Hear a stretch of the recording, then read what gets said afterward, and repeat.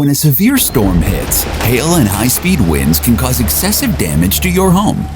This can lead to blown-off shingles, broken windows, siding damage, and leaking inside.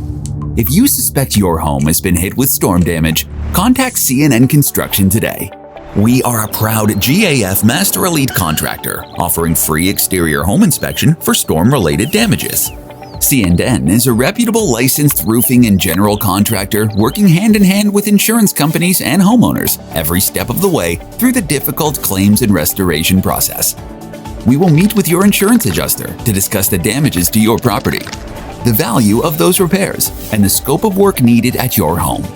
Our skilled team has you covered and will leave your home looking brand new. Give us a call today at 844-415-ROOF or visit our website at cnroofs.com for a free exterior inspection.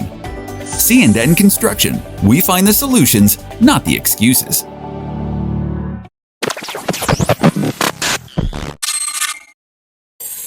Hang on a second, guys. One second. What up?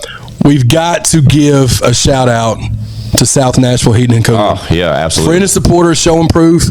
Also, the longest running sponsor of I Got Some Shit to Say, the podcast. Absolutely. Look, man, South Nashville Heating and Cooling, where quality and craftsmanship come together. They've been doing this since 1985. That's almost 40 years of service. Expert designs, quality installations, superior service.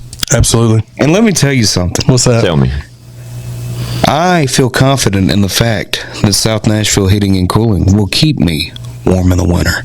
For sure. It'll keep me cool in the summer. Absolutely. Matter of fact, these middle months, you'll be comfortable even then. Absolutely, dude. Y'all know the deal, man. South Nashville Heating and Cooling, we love those guys. Y'all see the name, y'all see the number. Tap in. Feliz cumpleaños. Always. Damn.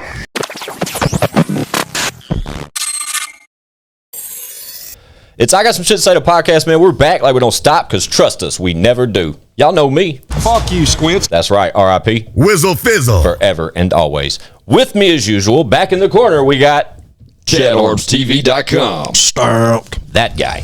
And me and old Chad, he got us a guest tonight. One that, oh, man. Ladies and gentlemen, Jon Conner. In the building. Hell yeah.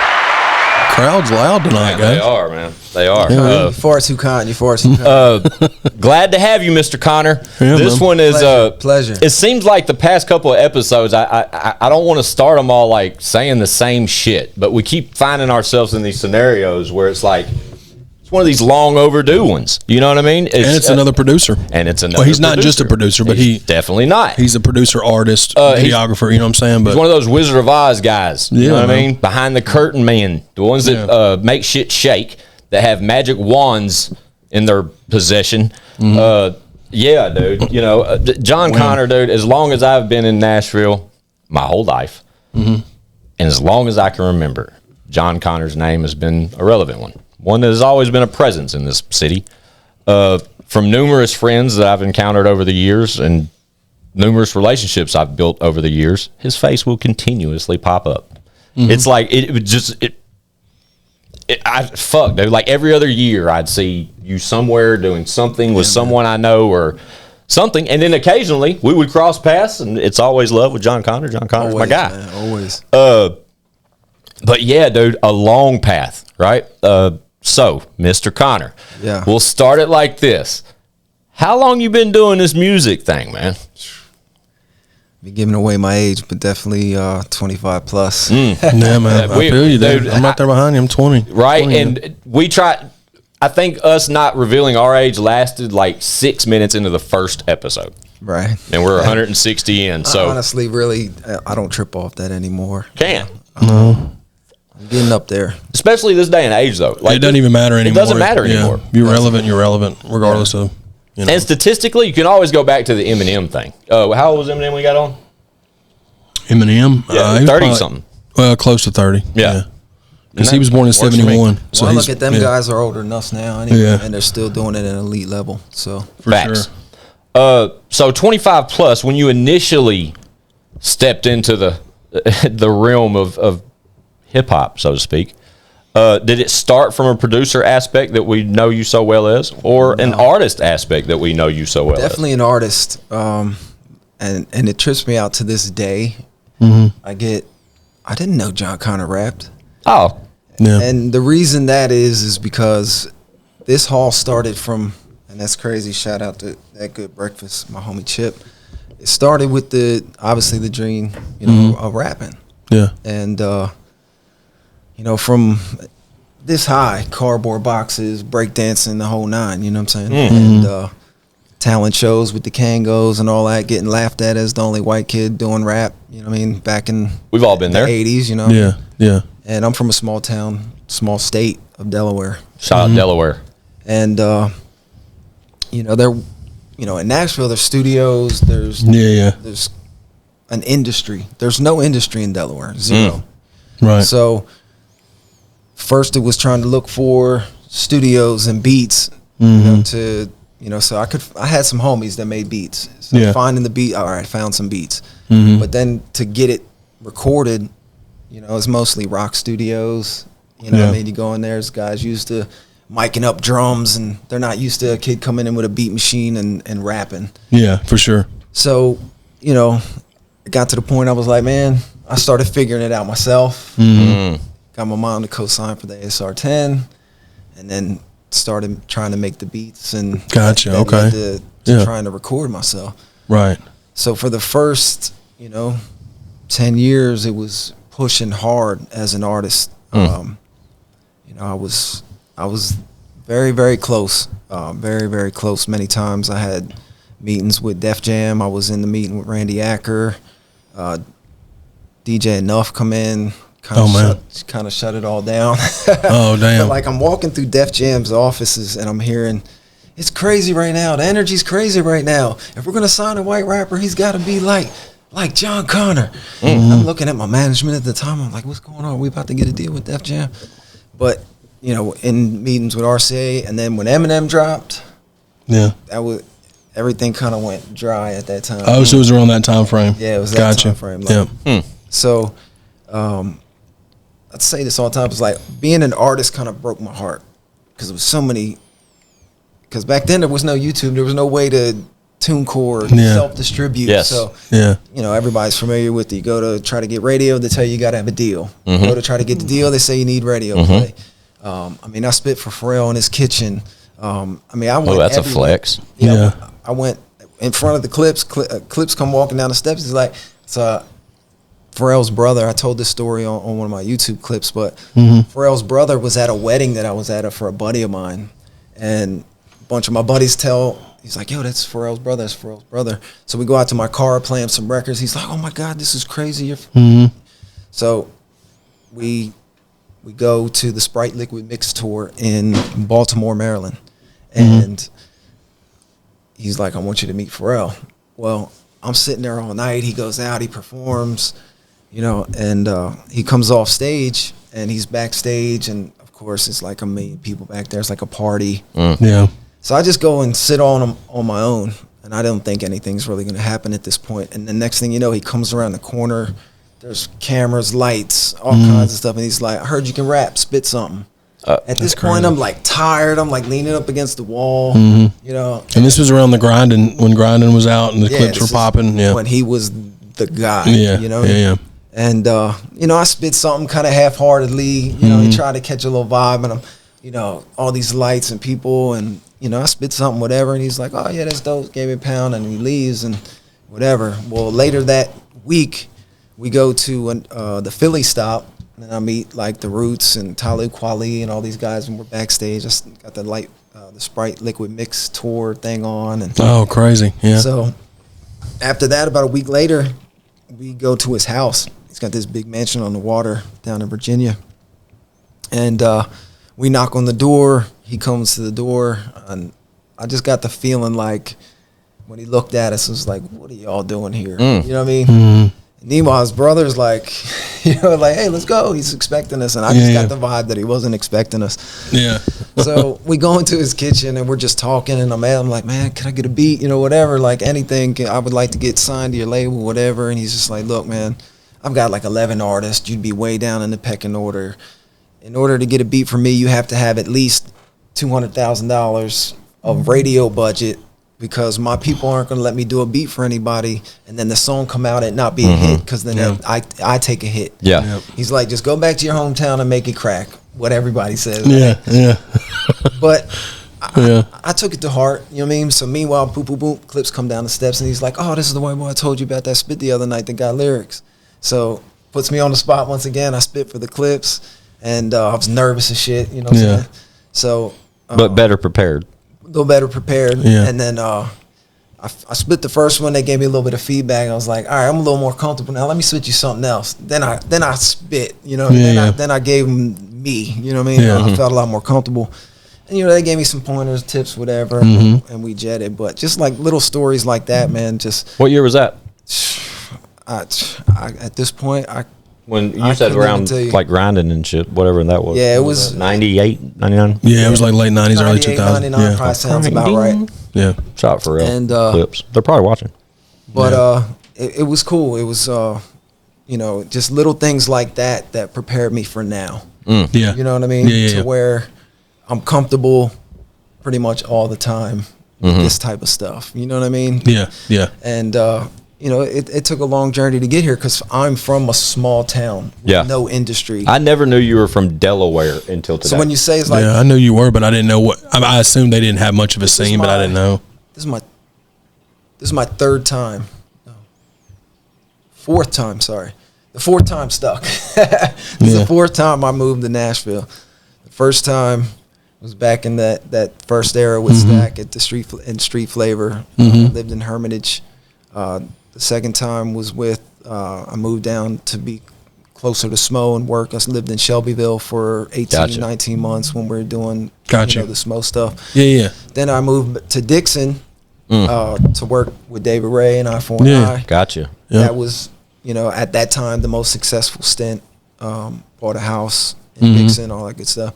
And then left and went back home in 2020 and then came back in 2021. And now me and my wife have a house in Gallatin. I'm here to stay. Love it. There you go, dude. When you add the logistics to the story, because off camera, fun fact, off camera, that was loud. Off camera, we caught up for a while. I was so unprepared for tonight. The kids are here, you know, and I'm ripping and running, but I literally did. John was supposed to be here at 7. He was here at 6:55. We'll talk about that arrival momentarily. Yeah. But when he showed up a little early, I was. Chad was eating fucking pizza and shit. Like we were kind of last minute scrambling, so it gave us time to kind of catch up a little bit. And you mentioned it to me then that I think I turned to you when I was setting up cameras. So where are you from originally?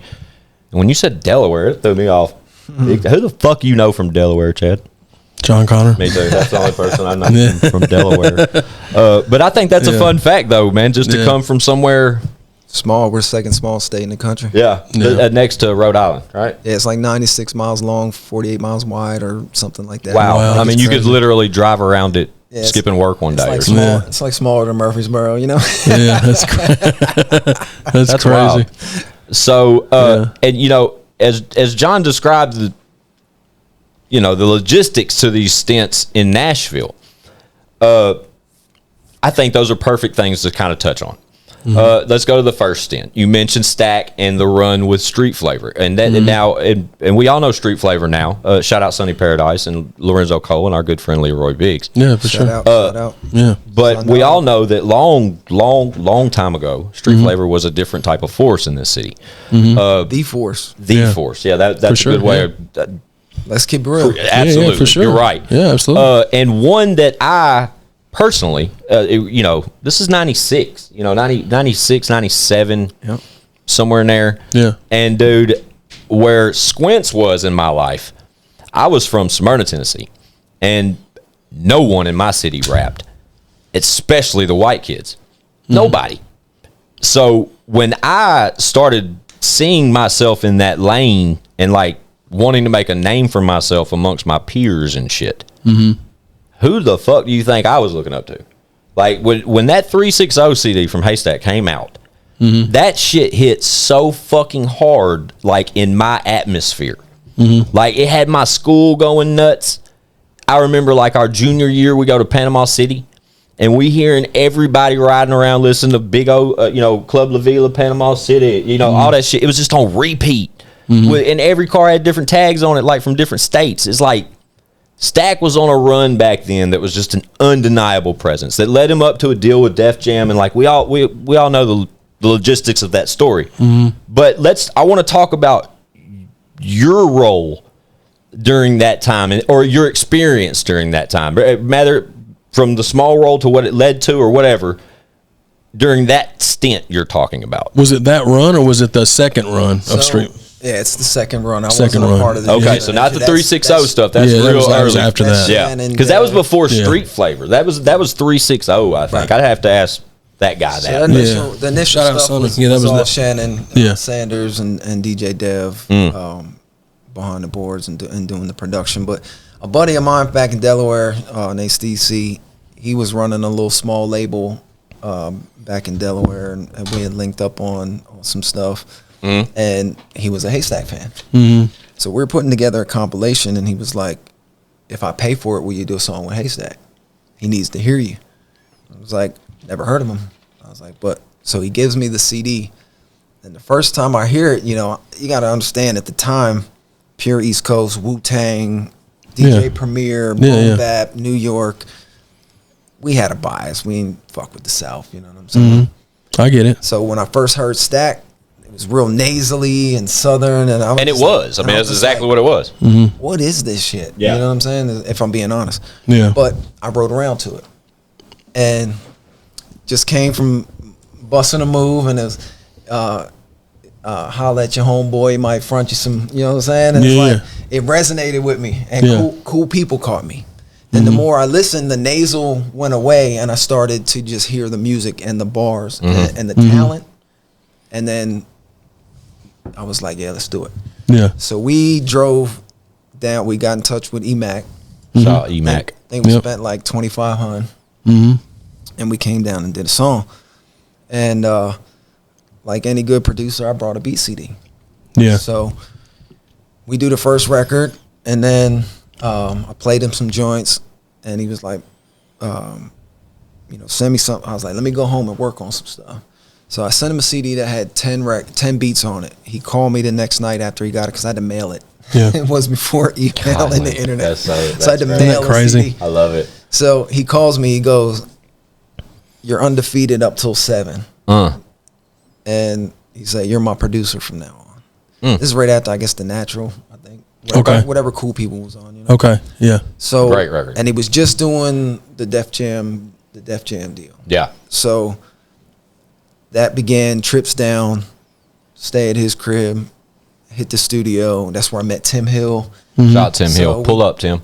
So we would take the beats that I made with like samples and have like Dave Davison that played violin. Tim Hill came, played these crazy keys. And for me,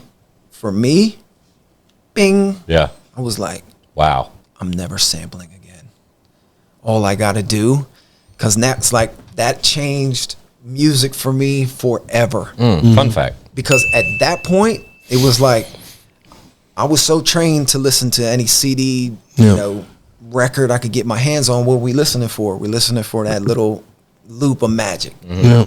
Well, now I get a guitar player and I just let him play. Yeah, create your own fucking. As soon as he plays that magic, I'm like, don't stop playing that. Yeah. Yeah. Loop it. So I treat my musicians like I'm listening for a sample. Yeah. Because that's coming from that East Coast background. Right, it's that East mostly Coast that background. that style. Yeah. So, Yep. I was just in my world, I liked guitars. Yeah. So I started experimenting with acoustic guitars. I'd get acoustic guitar CDs and all that kind of stuff. So I was sampling that stuff. But then to come down and hear guys just crush Nashville players, you know what I mean? Yeah. Yeah. Yeah. Not guys from my place around, Yeah. real stone cold killers at their instrument, especially like a guy like Tim Hill. Yeah. I mean, that dude is Genius. just genius. Yeah. You Yeah. know what I'm saying? So Pull up, Tim, that please. changed everything for me. Mm-hmm. That I never sampled from that point on. Love it. But my goal was to make beats that still sounded like traditional hip hop by sampling the stuff and then chopping it and just doing that kind of stuff with it. But yeah, that that changed everything for me. So at that point, you know, I did 42 songs for Stack during that period. And That first run? That first run. Wow. I ended up doing Pause real quick. When you got your 7-0, you're my producer now conversation. Well, the initial like intro started with a collab effort on a record. So when you became his producer, so to speak, yeah. were you a feature artist still? No. Yeah, that's what I wanted to clarify that, because I wasn't sure if that was still like in your back pocket, or if Stack was aware of that, or Stack just didn't give a shit, or what. Stack was aware of it. I bust his balls all the time about that kind of stuff. But I don't know. I do that to a lot of guys. I understand. I totally get it. It's like if we was a boxer, they want. Oh, you want my beats, but you don't want these bars. Yeah, they don't want me putting these hands on them. You know what I'm saying? I get it, man. Yeah, I wanted to clarify though, because like I said, there's a long list of longevity here. You know what I mean? We did a few records. We did Rollin', Can't Stop Rollin', stuff like that. So I did. You know, then this is the time when we thought these records we were making were going out on Def Jam South. So this was before Start to Finish and all that. This was right. Okay. This is right before. So Start to Finish and all that. That trilogy. Can I say the discography for Stack, please? So that trilogy, like the initial records that came with Start to Finish, is where I made my introduction into his discography. Was like White Boy and Bonnie and Clyde, okay, and Roll With Me. Those were the three records that I did that made it on Start to Finish. And when he was like, "Damn, Jon Conner, this beat is the shit," that set it off for me in Nashville. Now I was Stack's producer to the world, and all his fans that were rappers were hitting me up to get beats. And of course, can you get in touch with Stack and all that kind of stuff? But it's what took my beat price from a couple hundred to a couple more hundred, and it just grew your business. Raise that stock. You know what I mean? So for me, I joke all the time. I said, Jon Conner, the rapper, takes my money. Jon Conner, the producer and director, makes me money.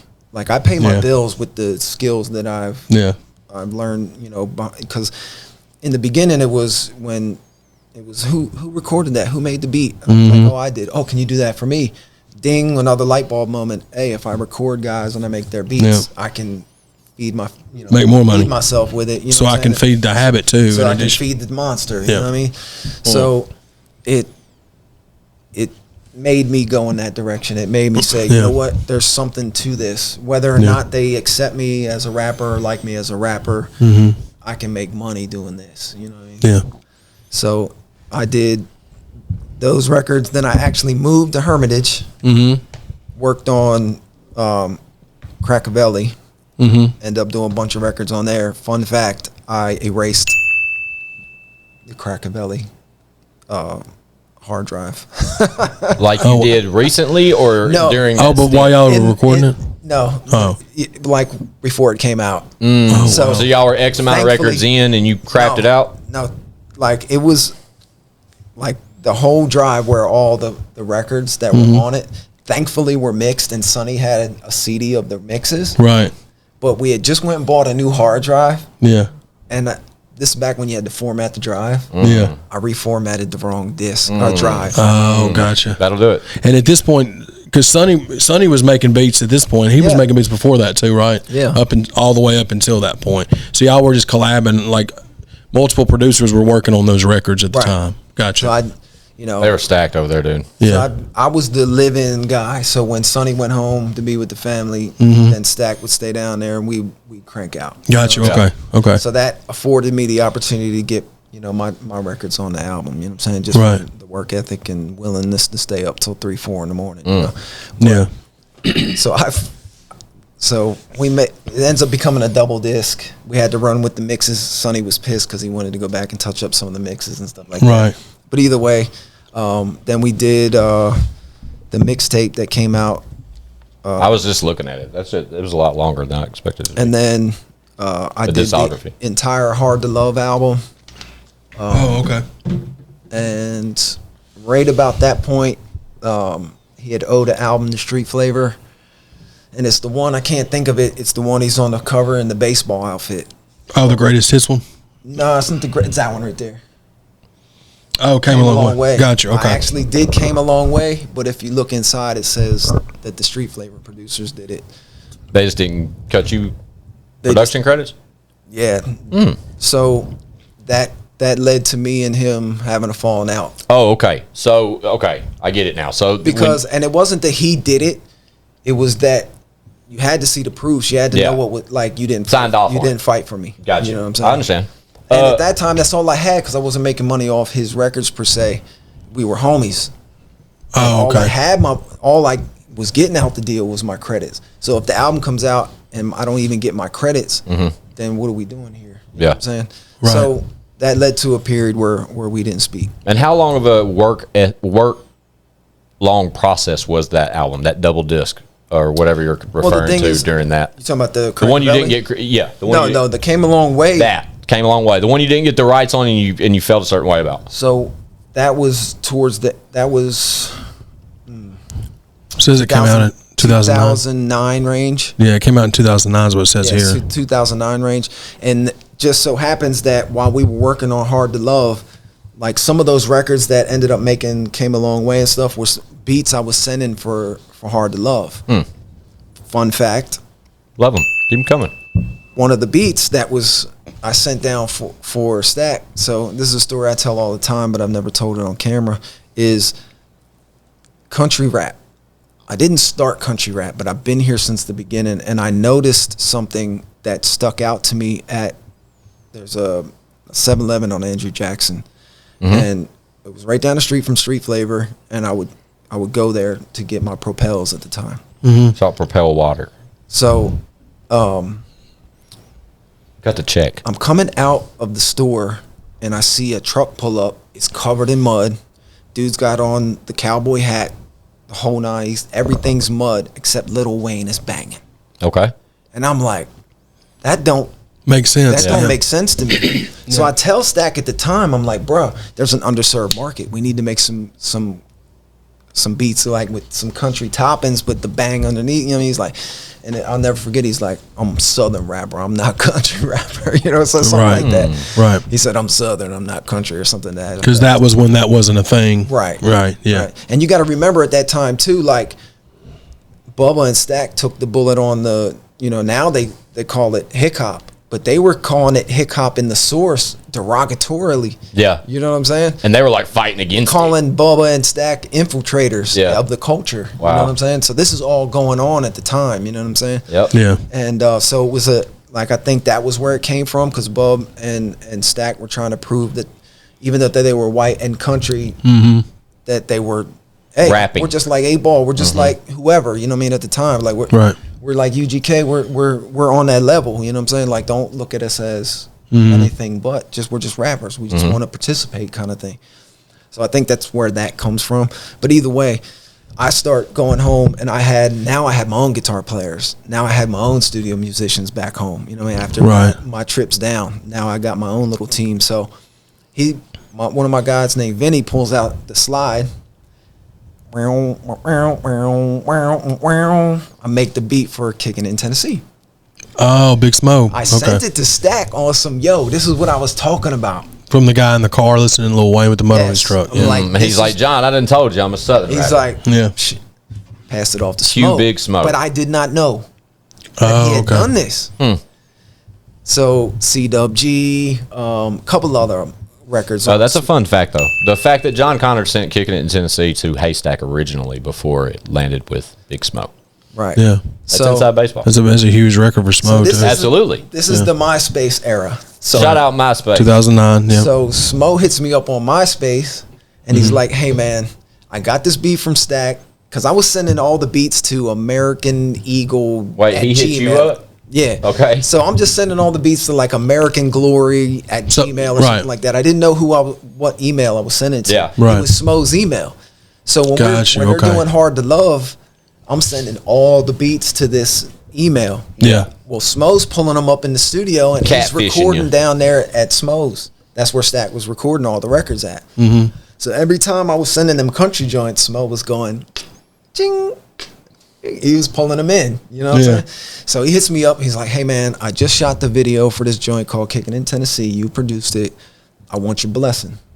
I'm like, well, shit, if you already shot the video and everything, man, go ahead. So he gave me the credit, ran with it.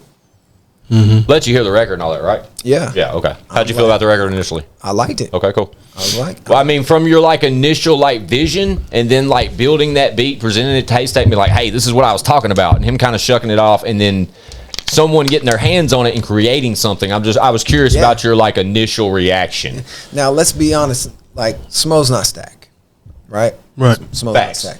Smo's got his own thing though. He's got a very unique voice, and he came up looking up to Stack. You know what I'm saying? And he's a good rapper. He's got cadence, all you know, good tone, all that good stuff. So it's not that he's, you know what I mean. But I heard it for Stack. Gotcha.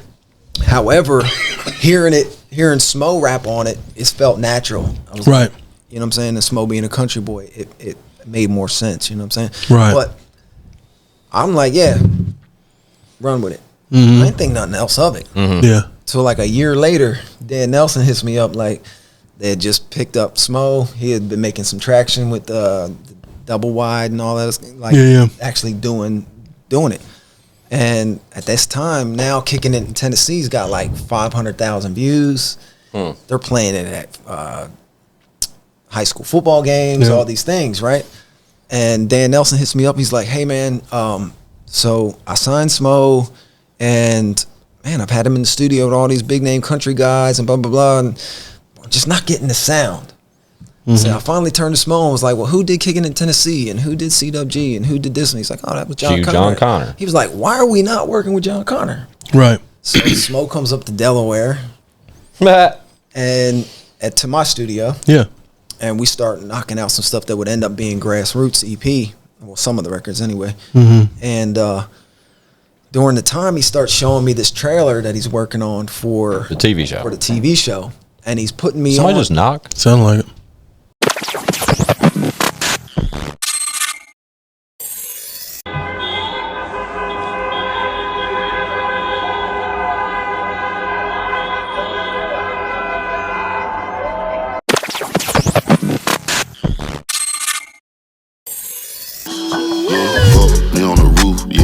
I'm not coming down no more. This for the niggas that left, just stay over there. Don't come around no more. Shawty said I ain't shit, I told her I'm it. We bout to clown some more, turn it around some more. I'm trying to see that shit bounce up and down some more. Big O&E, I'm the veteran, big S&P. On the letterman, stay making plays. Like I'm Letterman, I'm on my way. I want Ellington Gold, Jose. It's the medicine if it don't pay. It's irrelevant, they don't want me in the residence. Now I'm in the room like the elephant. My nigga, yeah, yeah, yeah, yeah, yeah, yeah. Yeah, yeah, yeah, yeah, yeah, yeah, yeah, yeah, yeah, counting me out, yeah, stuck in the cloud, yeah, nothing but down.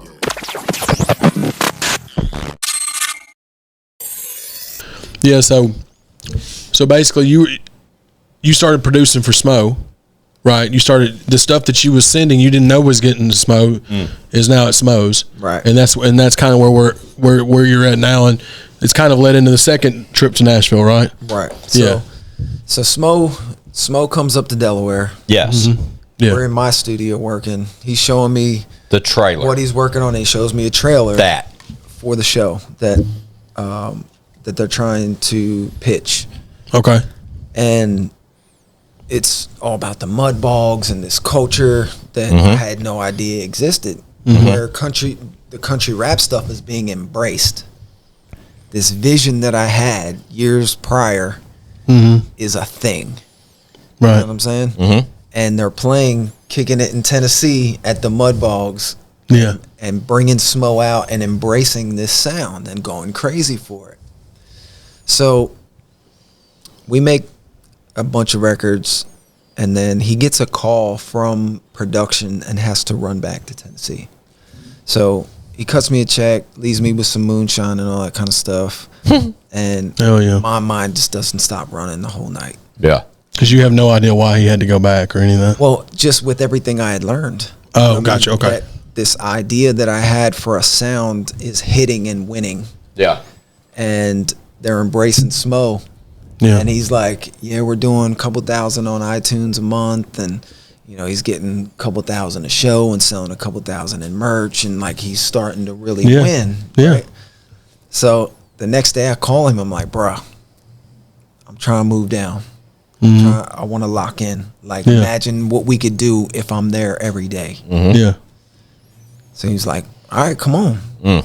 So he hit up one of his homies who had a spot in Shelbyville. I'll never forget, the rent was $400 a month. Hell yeah. I'm with it. You can't even rent a porta potty for $400 a month in Tennessee. So, Can't even get car insurance so for bro, I $4 a month. put everything I had in a car.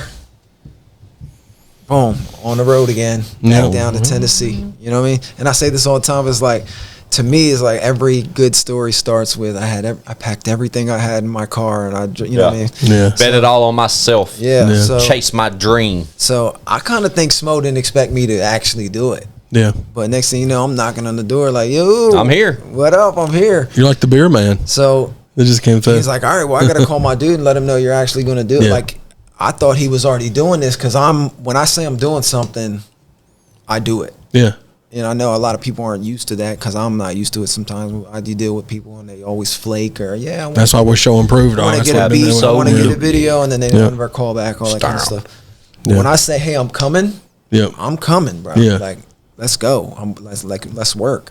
Yeah. So he calls his dude. He's like, all right, I need a few days to get ready. So, you know, I stay at Smokes for a few days, and then I get moved in. And very next morning, I'm at the spot.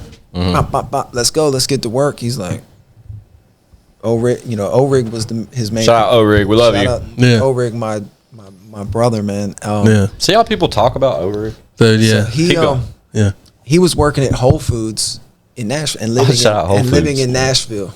Yeah. O-Rig was? Yeah. And Hell yeah. just finishing up at SAE, or maybe had just graduated. Yeah.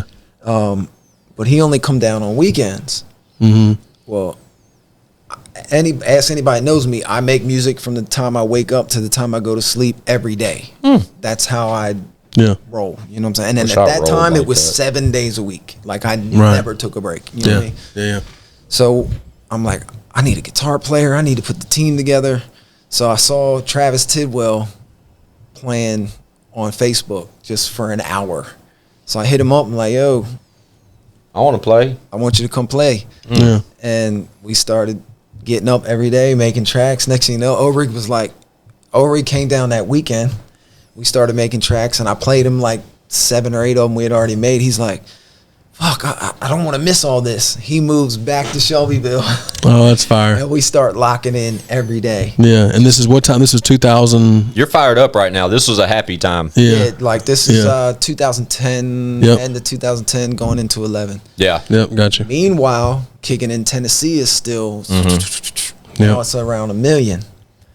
So Because, I mean, Smo's popularity was continuing to rise. That's I mean, when he was on starting- TV and shit. right, so we're working on what became the Grassroots EP. Okay. Okay. So American Made, is that what Kicking It in Tennessee and all that was American Made is on? Yeah. Kicking It in Tennessee, CWG. I did that, and then I did Talk your shit, John. I think I did Small Town. I'm pretty sure, but I did like 4 records. Yeah. Let me see. I'll show you the one I did. I do want to see the discography, though. Shout out to Chad So, and his Google machine. At the time, I had started talking to Alexander King, Yeah. Shout out Alexander King. and we were talking about working on some stuff. And Pull up, Bubba. I told Smo, I'm like, hey man, we should bring Alex over. Yeah. So he had met Alex evidently at a CWB show that he had opened for years prior.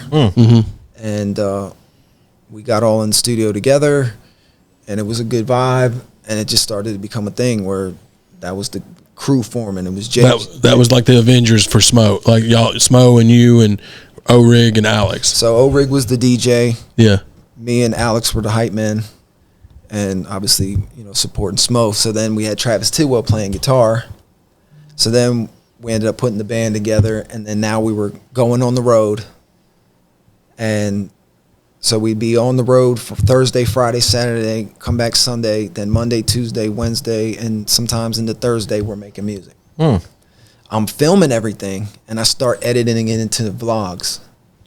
So now we're putting up like little vlogs of what we had done that week, right? Well, right at this time, Dan comes back and's like, hey man, we just got an offer from Warner Nashville. We have to make sure we're on our game The deal wasn't good enough and we turned it down, but they are watching everything we are doing. So who said this? Warner Nashville. Warner Nashville. But who called and said Warner Nashville called? Smo's manager, Gotcha. Dan Nelson. Dan Nelson, gotcha. So we turn all the way up. Now we're just like, oh shit, let's go. You know what I'm saying? Yeah. Yeah. So now Foot on the gas. We are pumping full, like full. And then JJ was, taking pictures, doing all the graphics, helping me with videos. We're just a team, like working. And then the second deal comes through and it's acceptable. And now Smo is a Warner artist. Yes. So honestly, at that time, I'm thinking, man, now they got access to every producer in the game. Like, we'll be lucky to get 3 or 4, but I know we're still attached and we're on the road and everything. But I get it. They're probably going to bring in some big guns. So one thing, though, was our advantage. We had access to Smo every single day. Yeah. So we just kept cranking. You know what I'm saying? So they start sending like Bobby Pinson, I think David Lee, Rhett Akins, and he brought Thomas Rhett. Oh, wow. Okay. So I met Thomas Rhett before he had way before blew up. Yeah. We're out there. We it's on one of the. That's the cool thing is we ended up shooting 18 episodes of Country Living, which was like a vlog that I'd follow us around with the camera, do the on the flies, put it all together with some beats. JJ made the intro, and we had ourselves just some down the live shit. More work. Yeah. So Warner loved it, so they hired me to do one a week. So like I said, we would film all week. I'd have Warner hired you to shoot the. Yes. Wow, that's how you. I get it. Keep going. They're paying me a couple $1,000 a month to do all the behind the scenes stuff. Yeah, that's dope. So, we need that gig. So we're constantly working, and then they're sending writers to us. We work with Rhett Akins, David Lee, Bobby Pinson, all these #1 writers, which really hone my writing because these are guys that it's like a formula. Yeah. How does it transition into your pre-choruses and choruses and the dynamics of a song and taglines and all these things, you know what I'm saying? And it's really like we're really honing our sound and coming up with some cool stuff, documenting it all and putting it out every Wednesday. So the label calls Smo or Dan and it's like, we want to do like they called it it was like a showcase, but a Smo case. Right. So they came out to the farm, the whole label. I'm talking Chris Stacy and Chris Lacey. That they're the head, the top A&R, and the top radio guy at Warner at the time. Warner at the time. Yeah. And Esposito. And they came out to Shelbyville to see y'all. Yeah. The president of the label. Yeah. Plus all their interns, all the executives that they could fit in the a bus, and they came out to the joint. The country, yeah. So we had our stage show down pat. You know what I'm saying? Me and Alex on the side like Velociraptors crossing back and forth, hyping, Smo in the middle with the big baritone, the fucking band going crazy, O-Rig back there cutting in shit. You know what I'm saying? Like we had a dope ass live show. So we did a live show for the label. Yeah. We went into the studio and Dan says a little something, then he turns the floor over to me. And I wasn't expecting it. He just put me on the spot. So I said a little something, you guys, got a great artist here. He's a great guy. We're a hard-working team, blah, blah, blah, blah, blah. Yeah. Without further ado, I start pushing play. And I knew which one of them ones was them ones. So I, boom. Boom. Dude, by the third record, Espo, the president of the fucking label, is dancing around the studio like, whoever made these beats is a genius. The feels are fucking incredible. We're going to get rich. I'm just like, what the fuck? I'm looking at O-Rig because, me and O-Rig did everything, you know what I'm saying? Yeah. And we're just like. And this was the surreal, grassroots stuff? God, to be a fly on the wall. Just to see you tell it's. Grassroots is out, and now we're like working towards the first album. Country Living. The Country Living album. Got you. Okay. I'm following along there. So now the label's super excited. Yeah. And I'm getting. And you've seen it. You've seen them excited at this point. Bro, it's not just like he say, she say, or the you're hoping they like it. the president You saw of the the guy label- vibing out saying, we finna get rich. Vibing ain't the word. He was jamming. Hell yeah. Like, and like calling us geniuses and all this kind of Yeah. stuff. You know what I'm saying? So it's just a surreal moment for me that night, and it was cool because we had like the tiki torches and the lamps. Shout all out out. Tiki Torches. So it was just like this vibe. Like I can't even explain that night because it was validation after 20 some years. You know what I'm saying? Yeah. Of like working, like the moment you dream of happens. You know what I'm saying? So I remember Chris Lacey coming up to me. She's like, "It's over. It's on now for you guys." He's excited. It's a wrap. You know what I mean? Yeah. So we would go up there and we'd have like these marketing meetings, and they would just say like, "Here's the thing, John. We just keep doing what you're doing. We don't understand country rap. We don't know why we're spending hundreds of thousands of dollars to get this artist right there on the chart next to the Lax or Colt Ford or Smo, when all you guys are doing is going out into a field with a camera, shooting a video and hitting the same spots on the charts." Yep. You know what I'm saying? They just could not understand it. They did, Yeah. because, and then they were running into the problem of like radio. You know, it's too hip hop for course. country and too country for hip hop. You know course. what I'm saying? So this is something that lives out at the Mudbogs because it's a culture. Yeah. You know, But to the They- modern day society is politically incorrect. gotta It's understand, like just doesn't. What? these guys are used to sign a country artist.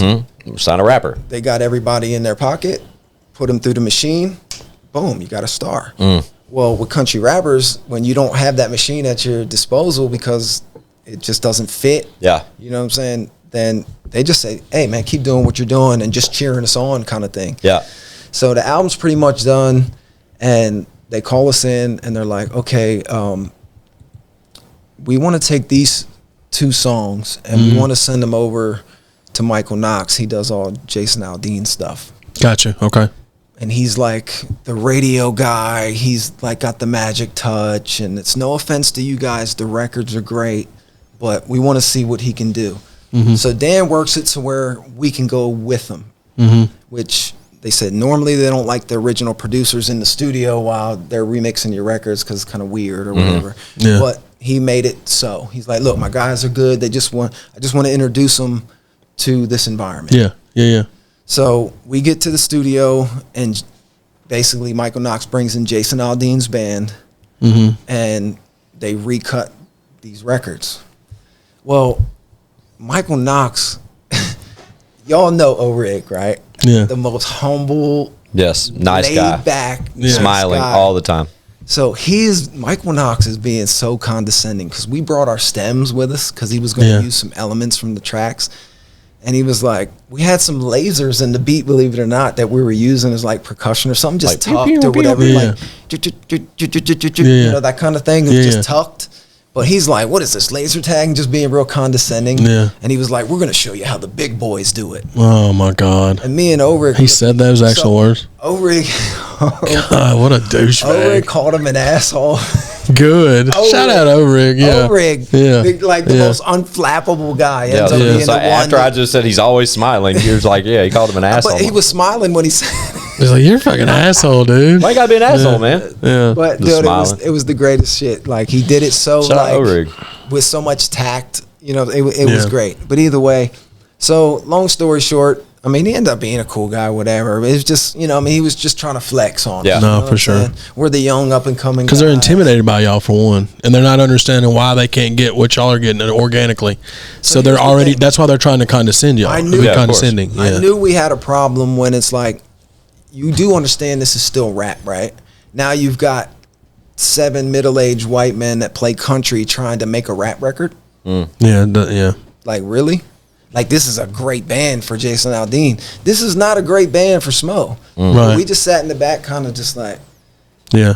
this is cornball. You know Yeah. what I'm saying? Sorry, like Michael Knox, like he's a, Yeah. you know what I'm saying, trying to be disrespectful, you know what I'm saying? But for us, it was just like, It just this ain't got that wasn't- hip it hop wasn't it. edge. It ain't Yeah. got no 808s. And it, you know what I'm saying? It just Yeah. was not Yeah. hip hop. Yeah. Well, 2 weeks later, they call us back and they're like, yeah, we aren't using those records. You know what I'm saying? And all I could think of was like, I wonder how much them dudes got paid to compared to what we got paid to do 2 records or not even use them. But Yeah. either way, we end up doing all 12 records on the album. I think it was 12 records. We end up doing On this one, Yeah. Country Living. It shows 14, but that may be 14. No, it's Yeah. 14. So 14, we yeah. end up doing all 14. Okay. Thankfully, as a writer on them all, producer, you know, just had just amazing time working on that record. So what ended up happening, we ended up going in and doing post on the record. We had Peter Keys from Leonard Skinner. Shout out Peter Keys. He follows me on Instagram. Rich Redman. I think was Rich Jason Aldean's drummer. I can't remember, but we pulled in Rich, a couple other guys, and then our bass player Pocket, RIP to Pocket, but he was the bass. So we had our little band put together. They played behind the tracks that we produced in the studio, and boom, Country Living was born. It come out, and it was I think number 3 on the charts behind Nicki Minaj and 50 Cent on the rap charts. June 3rd, 2014 is when Smo dropped that album. Yeah, and then 16 number 6 on like the country charts. So it was like, shit. I don't know if it's the first record. I don't want to speak out of turn, but I believe it's the first record to come out and be in the top 10 in both the rap and country charts. To debut at both both genres. And maybe like the Nelly and What You Call might have done it, and so I don't know if it's the first, but it debuted top 10 and stayed there for 12 weeks. But the funny thing is, I wasn't even in Tennessee anymore when I came out. So what led to the second departure? So at the end of the time with Smo, it just got, he got super famous, got the TV show, you know what I'm saying? Fast. You know what I mean? Yeah, so everything that he came to Delaware talking about came to fruition. Yeah. But the problem for me was, like, and Smo said this to me down the line, but life was coming fast. He's now a star. The energy that we had and the vibe that we had as a unit, as a crew, and we were just nobodies or whatever. Right. But the fun we were having and the camaraderie and the riding on the buses and it always being fun, and like we would take talcum powder and put it in our hands and antique, like we called it antique, and we'd smack cats with, we just had fun, and I captured it all on camera. It was just an amazing time. That was gone. It started to become a business. Everybody around Smo was like, everybody clocking in, clocking out type shit. And it just got real. The energy got real political, toxic for me. And political too, I'm sure, when it comes down. I was promised that I would shoot season 2, and then Dan come to me and was like, well, we're going to take you out of the band. We're going to replace you with Hayden Carpenter. You can still follow us around with the camera and all that. What about O-Rig? Was he season 2? He was still a part of it. Was he still on camera? Yeah. Okay. So I remember all y'all's face and shit at the beginning. Here's the problem, man. It's for me, like, and what hurt my heart is they told me I could follow him around with a camera still. You're talking about the dude, the architect of the sound, the dude that filmed all the vlogs. Yeah. And you just personally felt some way, like, like you felt like you were downgrading your role, so to speak. You're such like a strong entity, and then now I'm just holding the camera. Yeah, you can follow us around still with the camera, but we're taking you out of the band. Yeah. You know what I'm saying? I get it. Which is fine. You know what I'm saying? Like, ultimately, you know what I mean? I didn't need to be in the band forever, but it was just, I was like, so I got in my feelings a little bit, and at the time, my guitar player lived in Colorado, J.R. Schwartz, and we had a little side band called Curiosity Kills. And I was like, well, fuck it, I'm going to just go out, move to Colorado, and figure it out from there. When I told them this, they were just like, all right, man, like, good luck in all your endeavors. Didn't really have interest to keep you around as a video guy. Man, what do we got to do to keep you? Wow. And so you think in hindsight it was like, they gave you the video job just as a kind of afterthought, like, well, yeah, I guess, is that kind of what you thought? No, in the beginning, I got the video job because later, like when I took it upon myself to do that. I was shooting them because I was doing that in Delaware before I came down with Smo with my homie Chip. We did something called CMG, and we made 10 episodes. Now, they weren't viewed as much as Smo stuff because we didn't have the clout. Right. But I took the formula and brought it to Smo, and I was doing it, and then they saw it and hired me to do it. Gotcha. Well, Dan told me that we would do season 2, like, of the vlogs, because it was a good promotional thing, and that they would pay me more, and like as we move forward, it was like I thought my role would smoke and mirrors. I thought it would be deflated, increased, not decreased. So when I told them I was leaving in a month, they just kind of wished me well, not like, what do we got to do to keep you here? You're too integral.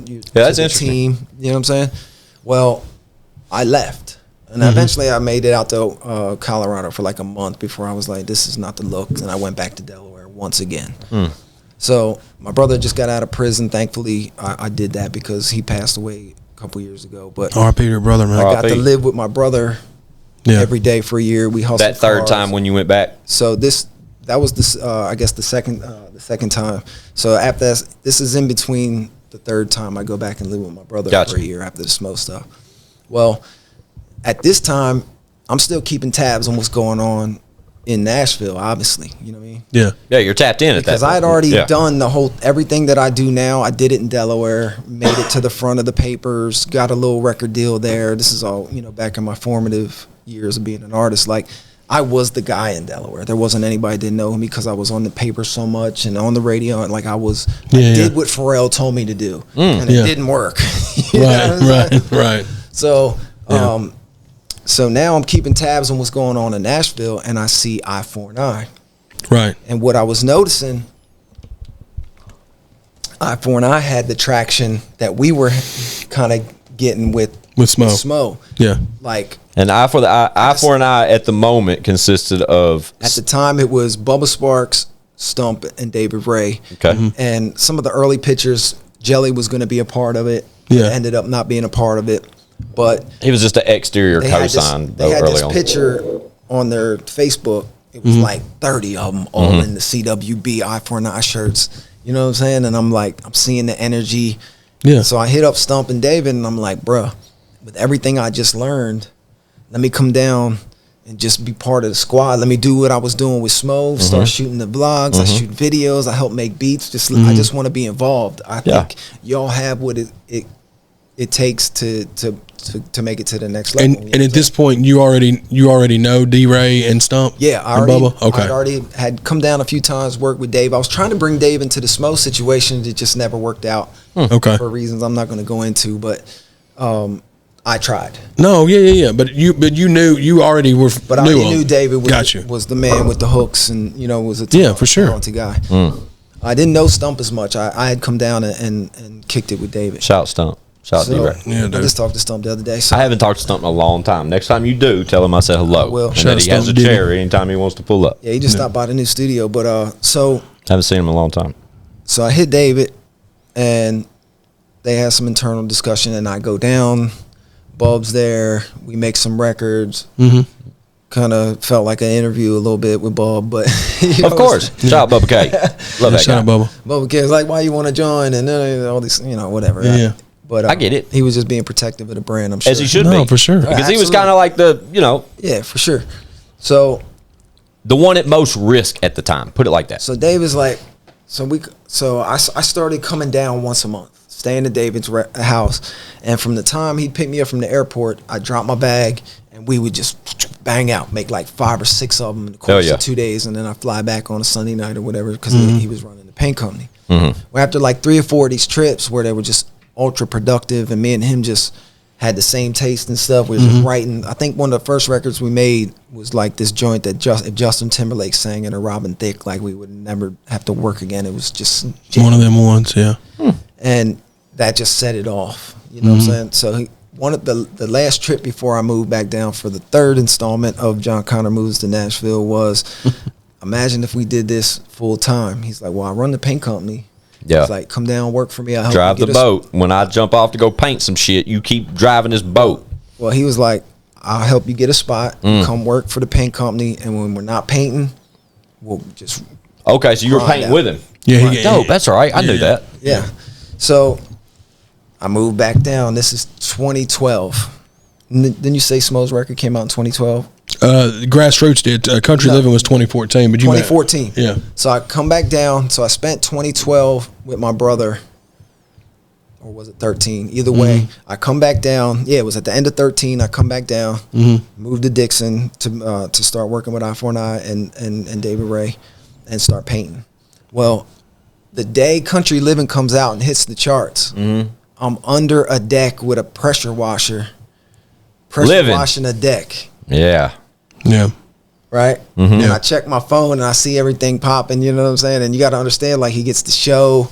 We got the Duck Dynasty season 6 promo with Workin'. We got like 3 songs on TV. Like, this constantly running. I'm hearing a beat. I plate and I'm under a deck pressure washing, you know what I'm saying? Once again, you know what I mean? Back to the beginning. And Dave later told me, he's like, man, I had so much respect for you because on the day that a record you produce come out, he's like, you're under there pressure washing, just doing what you got to do, you know what I'm saying? And so we just started grinding. And what was happening was me and Dave worked so much, and we were in Dixon, and Stump was out in Hendersonville. Oh, gotcha. Okay. Stump lived about an hour away from us, a little bit more. Yeah. And so me and Dave were just painting and always working. So we started Damn It Boy. So while we're doing Eye for an Eye, we also started a label and started signing some guys and putting out records as Damn It Boy. And we spent 5-6 years doing Damn It Boy. Doing Damn It Boy and the Eye for an Eye thing. And the first Eye for an Eye project you were part of was at Muscle Car? Yes. Because Team Strong was before you got. Can I see that one? Yeah. This would be my third take on the discography from Jon there's Conner's just a couple, I think, for that group, for them. But yeah, there's Muscle Cars with the one John started being part initially, Bubble was like laying the groundwork for a deal with Average Joe's. Gotcha. Okay. So I told Dave and him, I'm like, man, let me go up there and talk to him. I bet y'all come home with the deal. So I went up and talked to Shannon Houchins. I come home, I'm like, yo, we got the deal. A couple days later, I'm filming them going up to sign a record deal. Well, I remember the video. They say, well, we're gonna have to take Bub out the group because if Bubba Sparks has a show on a night where he's making a couple grand at the same night an Eye for an Eye show where he's only gonna make a fraction of that, you know he's gonna go get the money. Oh, I see what you're saying. Okay. So we'll keep him as like a featured member, but it's just gonna be Dave and Stump. Right? Okay. So we put out that through Average Joe's. Oh, so okay. So Muscle Car was That was an Average Joe's release. Gotcha. Okay. So after that project, we asked for our release and got it. So it was just a one album situation. Right. It was a one album situation that we did with Average Joe's for that. So right after that, after we got our release, Ron Spalding was starting. He had worked at Priority, did a bunch of stuff with NWA, whatever, and was trying to get into the country rap game. Well, they had signed Twangin' Round, and they asked Twangin' Round, well, who else would he recommended us? So we went and literally got out of that deal and went right into the deal with 13 Skulls. We put out Loyalty. 2018, right? Right. Okay. I'm looking at it now. Yeah. So we're on the road pushing that. Me and Dave are painting day and night. Then nights and weekends mixing and mastering records for Damn It Boy, and then going out on tour trying to push Eye for an Eye. Yeah. Well, Frank Thomas was Ron's partner from the White Sox. Shout out Frank Thomas. Oh, I was fixing to shout out the real Frank Thomas. Big Hurt, baby. He's one of my favorite players ever. I think we just named the episode. The Big Hurt, right? The Big Hurt, dude. That's the name of the episode. It's got to be The Big Hurt. So check it out, right? I played baseball in college. Me too. Not college, but I played baseball. So I was a preseason All-American coming back my sophomore year in college. In junior college, you know what I'm saying? Yeah. Shortstop. I hit 408 my freshman year. Dope. Hell yeah. And I dropped out to go be an intern and pursue this music shit. Hell yeah. What an idiot. What an idiot. And the first thing, I went to Rough House Records in Philadelphia. I was like Rough House, 20 years old. And I was working the Carnival project for Wyclef, and I was sending out like his promotional material. Wow. I called that company every day for 3 months till finally I got through, and they brought me it was up a huge album, dog. Yeah, and I worked it. I worked Rough House. I haven't heard that in a long time. Yeah. My roots go deep, bro. Yeah, that was a different one right there. Yeah. You just threw that out of there. So don't forget this. But long story short, I come up playing baseball. I wanted to be a professional baseball player. I tried out for Kansas City Royals. I tried out for Boston Red Sox, and I tried out for the Orioles. And they told me, you're good at everything, great at nothing. You're tall but not tall enough. You're fast but not fast enough. You have a good arm, not a great arm. You can hit, but you don't got power. Blah blah blah blah blah. You know what I'm saying? So it was like, what they didn't understand is I'm not a practice player. When the lights come on, my blood, I run faster. I you know what I'm saying? I jump higher. Like I'm a gamer. You know what I'm saying? But you can't test that in practice, and that don't show up in the measurables. You know what I'm saying? But trying to convince somebody of that, like, how do you do that? They're thinking, well, everybody says that or something. Well, you know? Yeah. So in my freshman season of college baseball, one of our coaches was a former scout. And after a game, he was like, you know who the best hitter on this team is? And everybody pointed to Wayne Franklin. Wayne went on to pitch for the Milwaukee Brewers or something like that. He made it to the majors, but I played freshman ball with him. And we all pointed, even me, pointed to Wayne. He was hitting bombs every other game. And the coach actually pointed to me. He's like, he never gets cheated in at bat. Says the thing. And he was a pitcher. And he was a pitcher in college. Well, Wayne was pitcher and first baseman. Gotcha. Hit bombs. Yeah. Threw like 94. Made it to the league as a pitcher. Gotcha. But either way, like after the game when he asked that question, he actually says no. And he points to me, and it just made me feel so good. You know what I'm saying? Like, so I was like, man, I'm gonna make it in baseball. So after all these tryouts and nothing coming of it, I just decided. To quit. Why even continue playing ball in college if I'm not going to be able to impress the scouts? You know, right? Yeah, that's why I would be doing it. So that's when I jetted to do that because that was a smart move though. So honestly, like it sucks to admit that, but especially during that time spent, even today, like getting on. It doesn't happen. I think it's the same odds as being a rapper, I would say. Shit, dude, probably worse. I mean, you just don't hear about a walk-on baseball player even putting themselves into a paid contract scenario anywhere. It just doesn't happen. I say all that anyway just to say how much being on the phone with Frank Thomas every night for a month and him telling you that the Loyalty album is the craziest shit he's heard. Wow. That Muscle Car is this. That's a fun fact. All these. Shout out to the big hurt. Like, so he's like, man, I'm going to personally put the money behind you at radio, blah, blah, blah, blah, blah. So now me, Stump, David Ray, 20-plus year lifers, finally getting a shot. We're like, oh, we're going to hit radio. It's a wrap. If they hear what we doing with David Ray on the hooks and me on the beats and Stump, it's a wrap. It's a wrap. Well, Ron, y'all ain't ready for radio. Who said this? Ron's the owner of the Frank Thomas's business partner, right? Gotcha. Right. He says y'all ain't ready for radio. What does Ron suggest?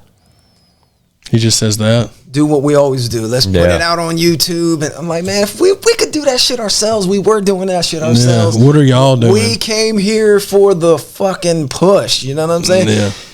Frank, after that, he told Frank something. Don't talk to them and build their heads up. They're not ready for radio. Blah blah blah blah. It's a bad Frank business was just decision like, or some shit. Yeah, fuck that. That's crazy. I ain't talked to Frank since. I was like heartbroken once crazy. again. Yeah. You know what I'm saying? So not only did we, bro, that was the straw that broke the camel's back. Me and David Ray went out on that next run. It wasn't well attended. I think we did a show at Rehab that was, and we tore it down. It was great. But then the next night there was like 4 people. We still had to pay the band.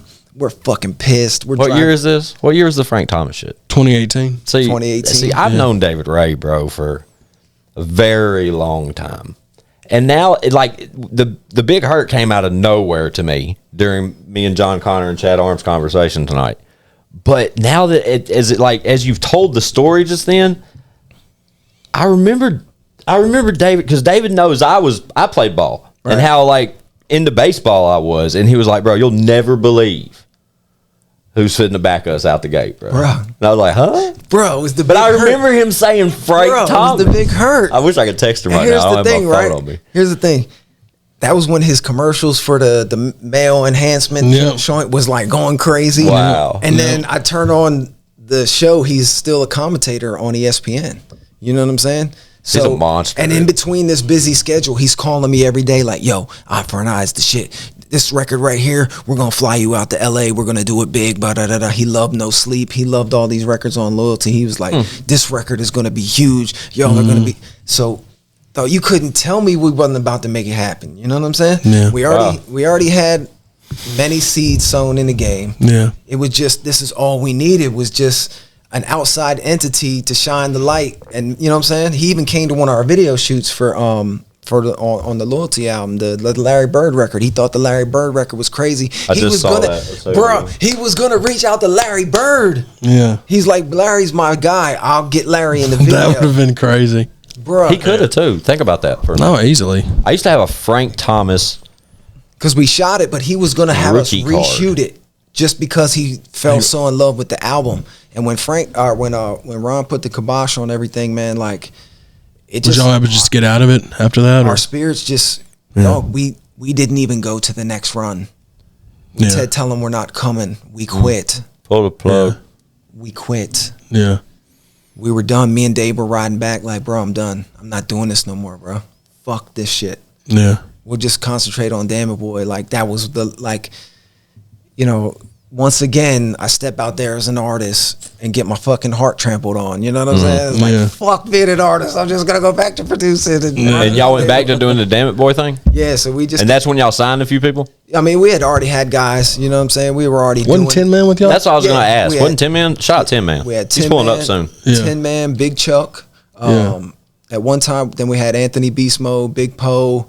And then a bunch of beef happened, and it just got. Yeah, it's kind of separated. So what happened is Dave wanted to write. He would always tell me in the quiet moments, like, man, all I really want to do is write hooks. Fast forward to now. I just want to write songs for people. Fast forward to now. I just love to write songs. Son of a Sinner saved me.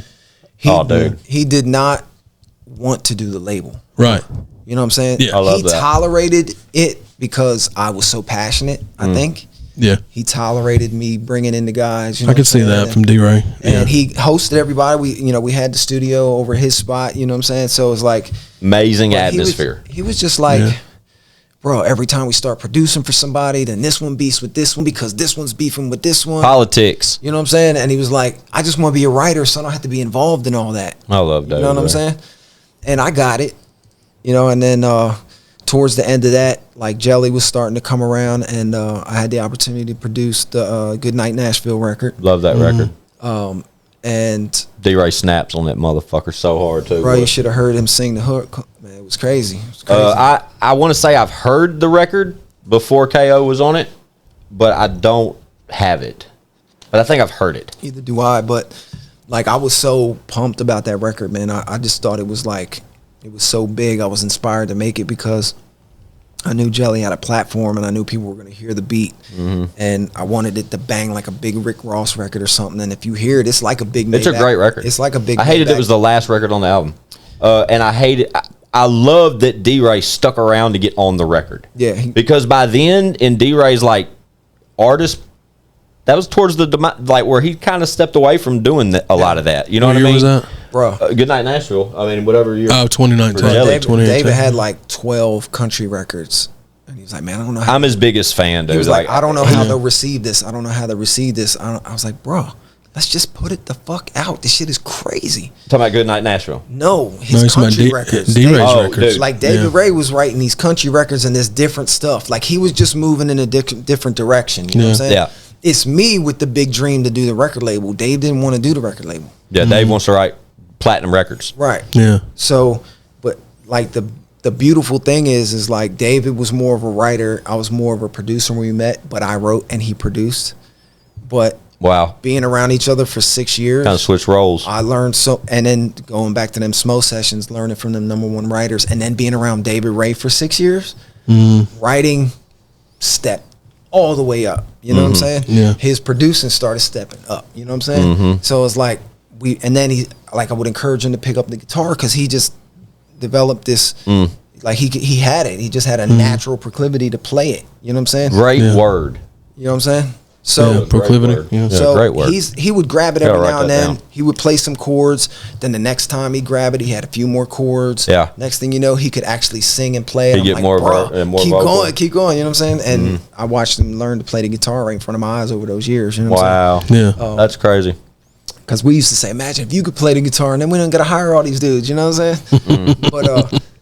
But so towards the end of that time, I could tell. You know what I mean? Things were just. I'm just good at reading the chessboard, man. I just knew where things were going. And Was that a mutual reading, you think, with D-Ray?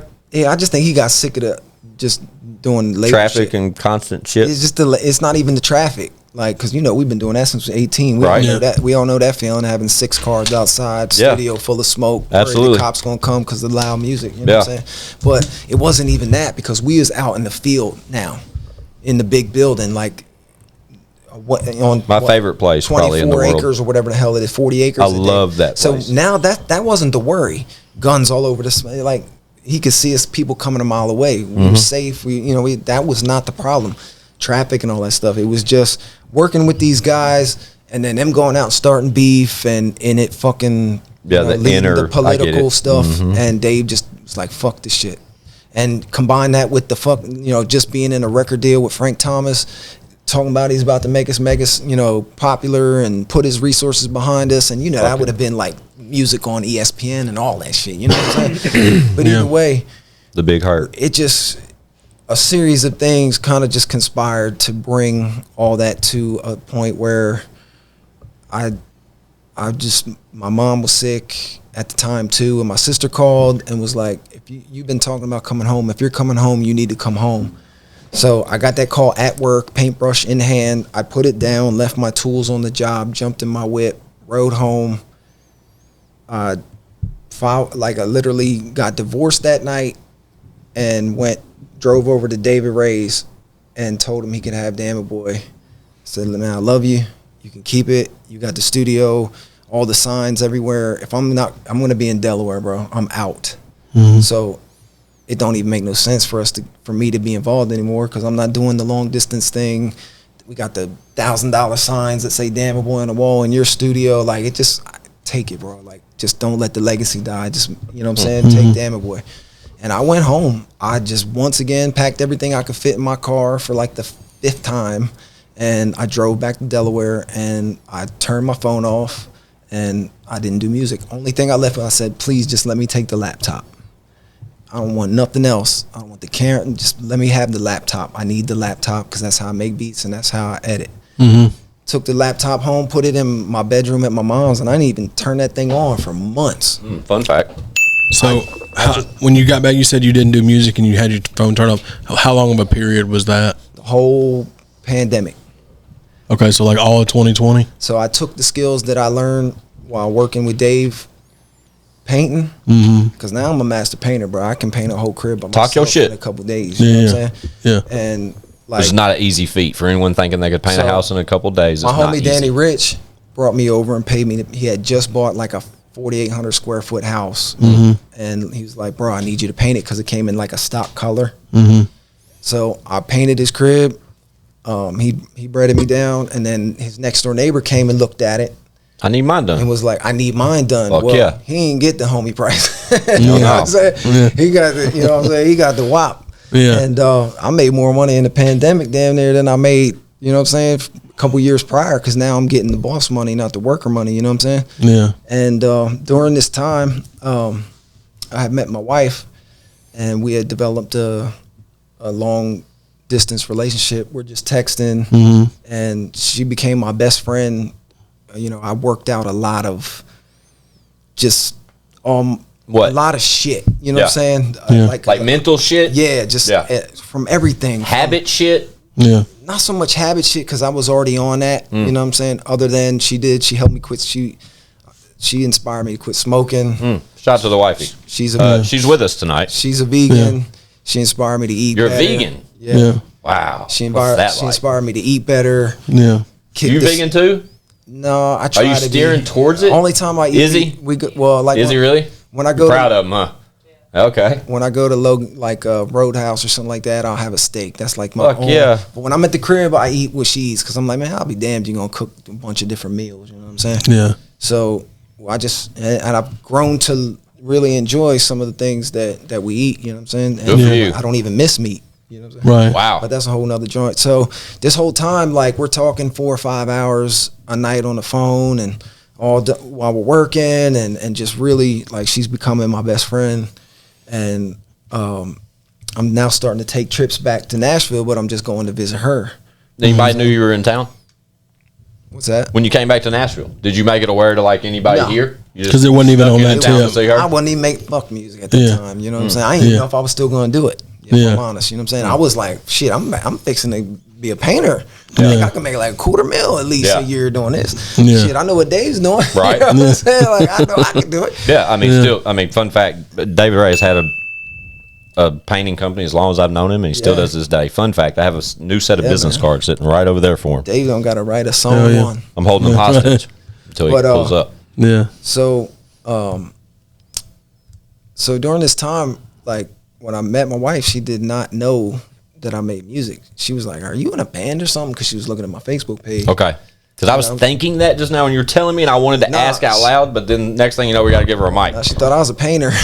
Gotcha. Oh, so she didn't even know about the life who at all. Jon Conner was at all. Oh, Wow. She thought I was a painter. You know what I'm Well, saying? before we started, to her defense, before we started the episode, I asked her where she was from, and she did not. Nashville was not her answer. So to her defense, you know what I mean? She just did not. Florida, She wasn't and tapped in. she likes rock music, and you know what I'm saying. Well, I ain't said the word yet, but I'll say it now just to get where I'm going to go with this conversation. Is that Jon Conner has always been a rock star, my friend. Like, don't ever lose sight of that, because even if you haven't came to a point of your life where you will admit it, you have always been a rock star, Thank dog. you, man. Even from the beginning of this conversation, from when we started, when you said that you got away from sampling and just all that, like, only rock stars talk like that, dog. And creative ones, if that. And I'm not talking about lead singers. I'm not talking about a drummer. I'm not talking about a bassist in particular. I'm talking about all of those elements mixed into one human being that has seen every side of the business that can be thrown at them. I mean, you literally just told us fucking 15 years of things you have witnessed or you know, went through experience. Went through it, yeah. You know what I mean? Swam through the waters with. Mm-hmm.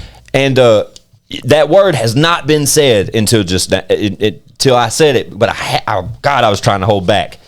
But the rock star shit, bro, is exactly what you are. Thank you. But it's almost surprising to me. But I think it's great that she didn't know who you were. That was and I didn't. That was cool to know. You know what I'm saying? Because it let me know something like fresh, something new. Because obviously, see, there was a time in the Smo stuff, like we opened for Brantley Gilbert. We were in an amphitheater that just people as far as die. So that's our buddy. Everybody was opportunistic. So good word, Chad. So when we opened up, like it was half a venue. You know how it is. Like they coming for Brantley. Yeah. But our last 5 songs, it was getting close to Brantley time. That place was filling up, bro. And like every time I would walk on my side of the stage, like the crowd right here was going crazy for whatever reason. You know what I'm saying?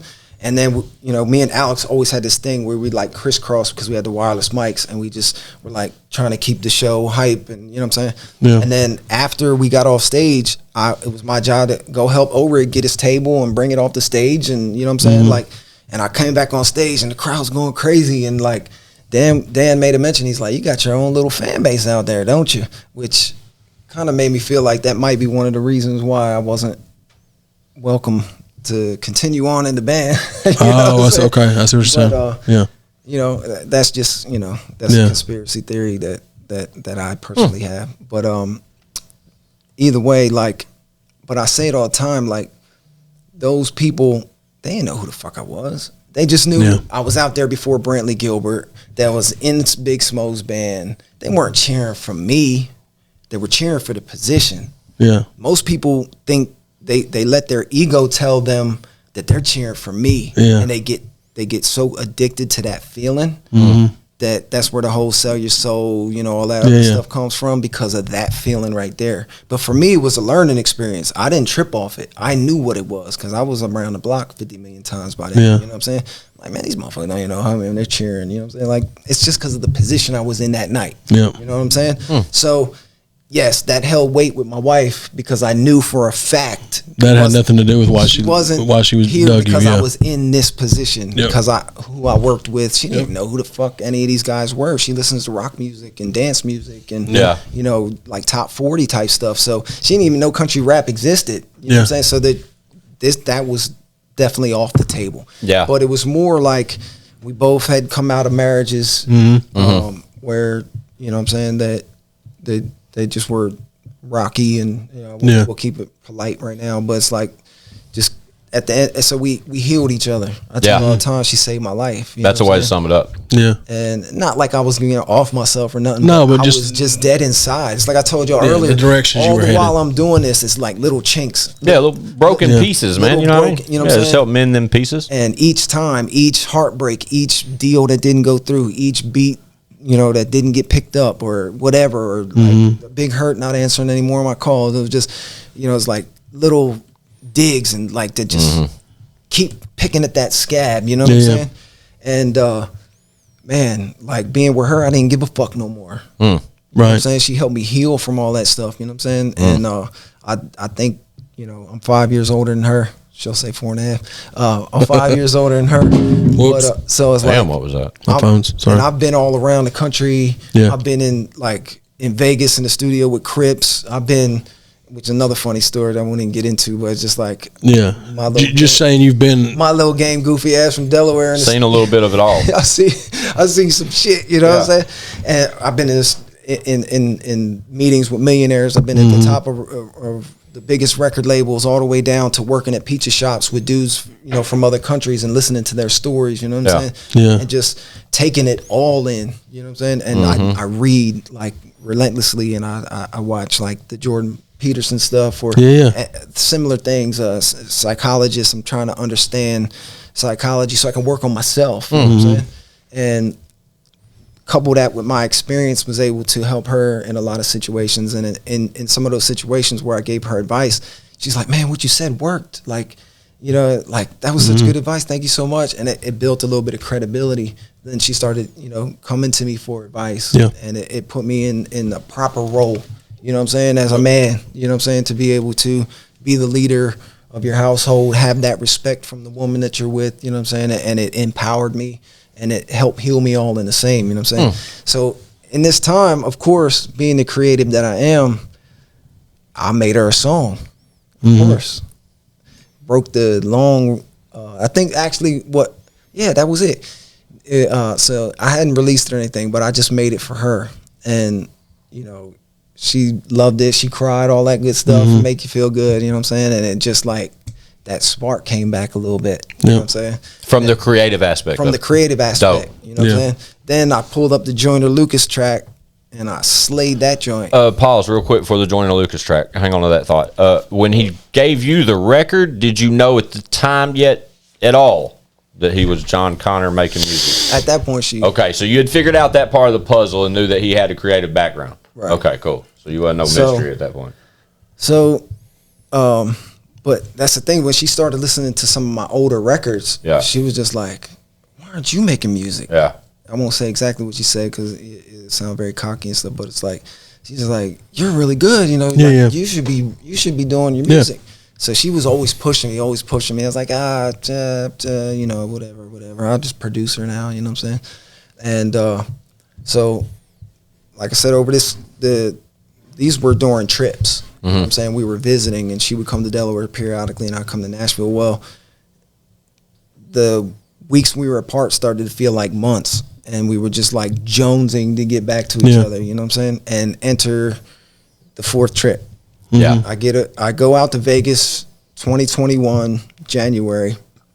I go live while we're making tracks out there, like I'm always prone to do. I see it all the time. So That's where I see Jon Conner most, is live making beats. I invite people into the studio, and what encouraged me to do that is I get feedback from people saying, man, nobody lets us see this part of it. Thank you for doing They this. don't listen to that because it's all true. I just take them from the beginning, nothing on the screen, and just make a beat right in front of them. You know what I'm saying?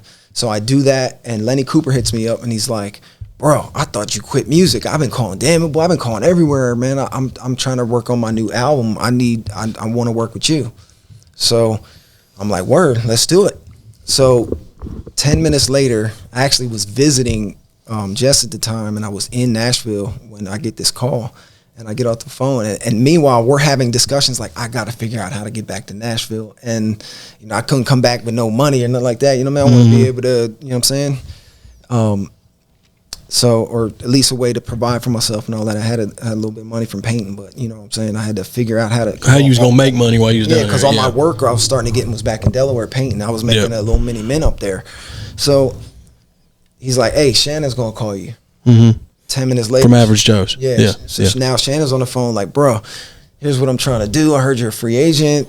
Bro, I'm trying to do like, you know, what Jimmy Iovine did, you know, give 50 and Dre and everybody a label, you know what I mean, and help the country rap genre expand by having more record labels in the genre that are servicing media and doing things the right way, so that the genre looks like it's growing.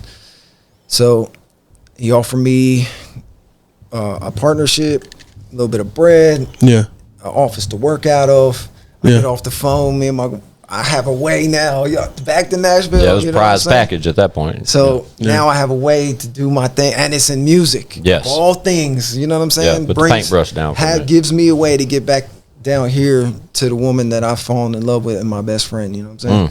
Yeah. And, man, Warhorse was born. Yeah. Yeah. And at this point, man, like everything is in-house.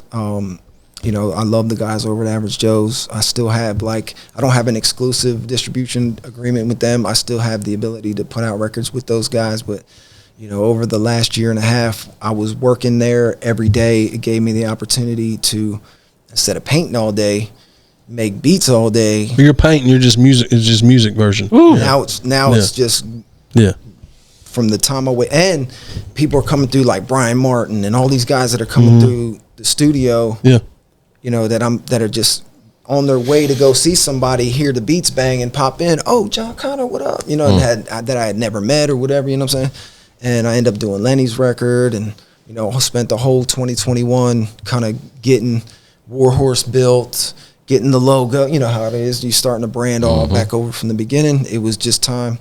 And the whole time, my wife's right there helping every step of the way. Like, I have a video coming out called Glory. She made the props. I think we just put up the behind the scenes of that. You can see she made the head. She made the swords. All I love kind that. of stuff. So, fun fact, the day we're supposed to shoot Glory, the kid I hired to come shoot it canceled. I'm sick, man. Dog, we got horses. We got props. Shit. You had everything set up, and then the cameraman fell through? Bro, I was like, man, fuck this shit. Yeah, you should. My wife's like, shit, we're gonna shoot it ourselves.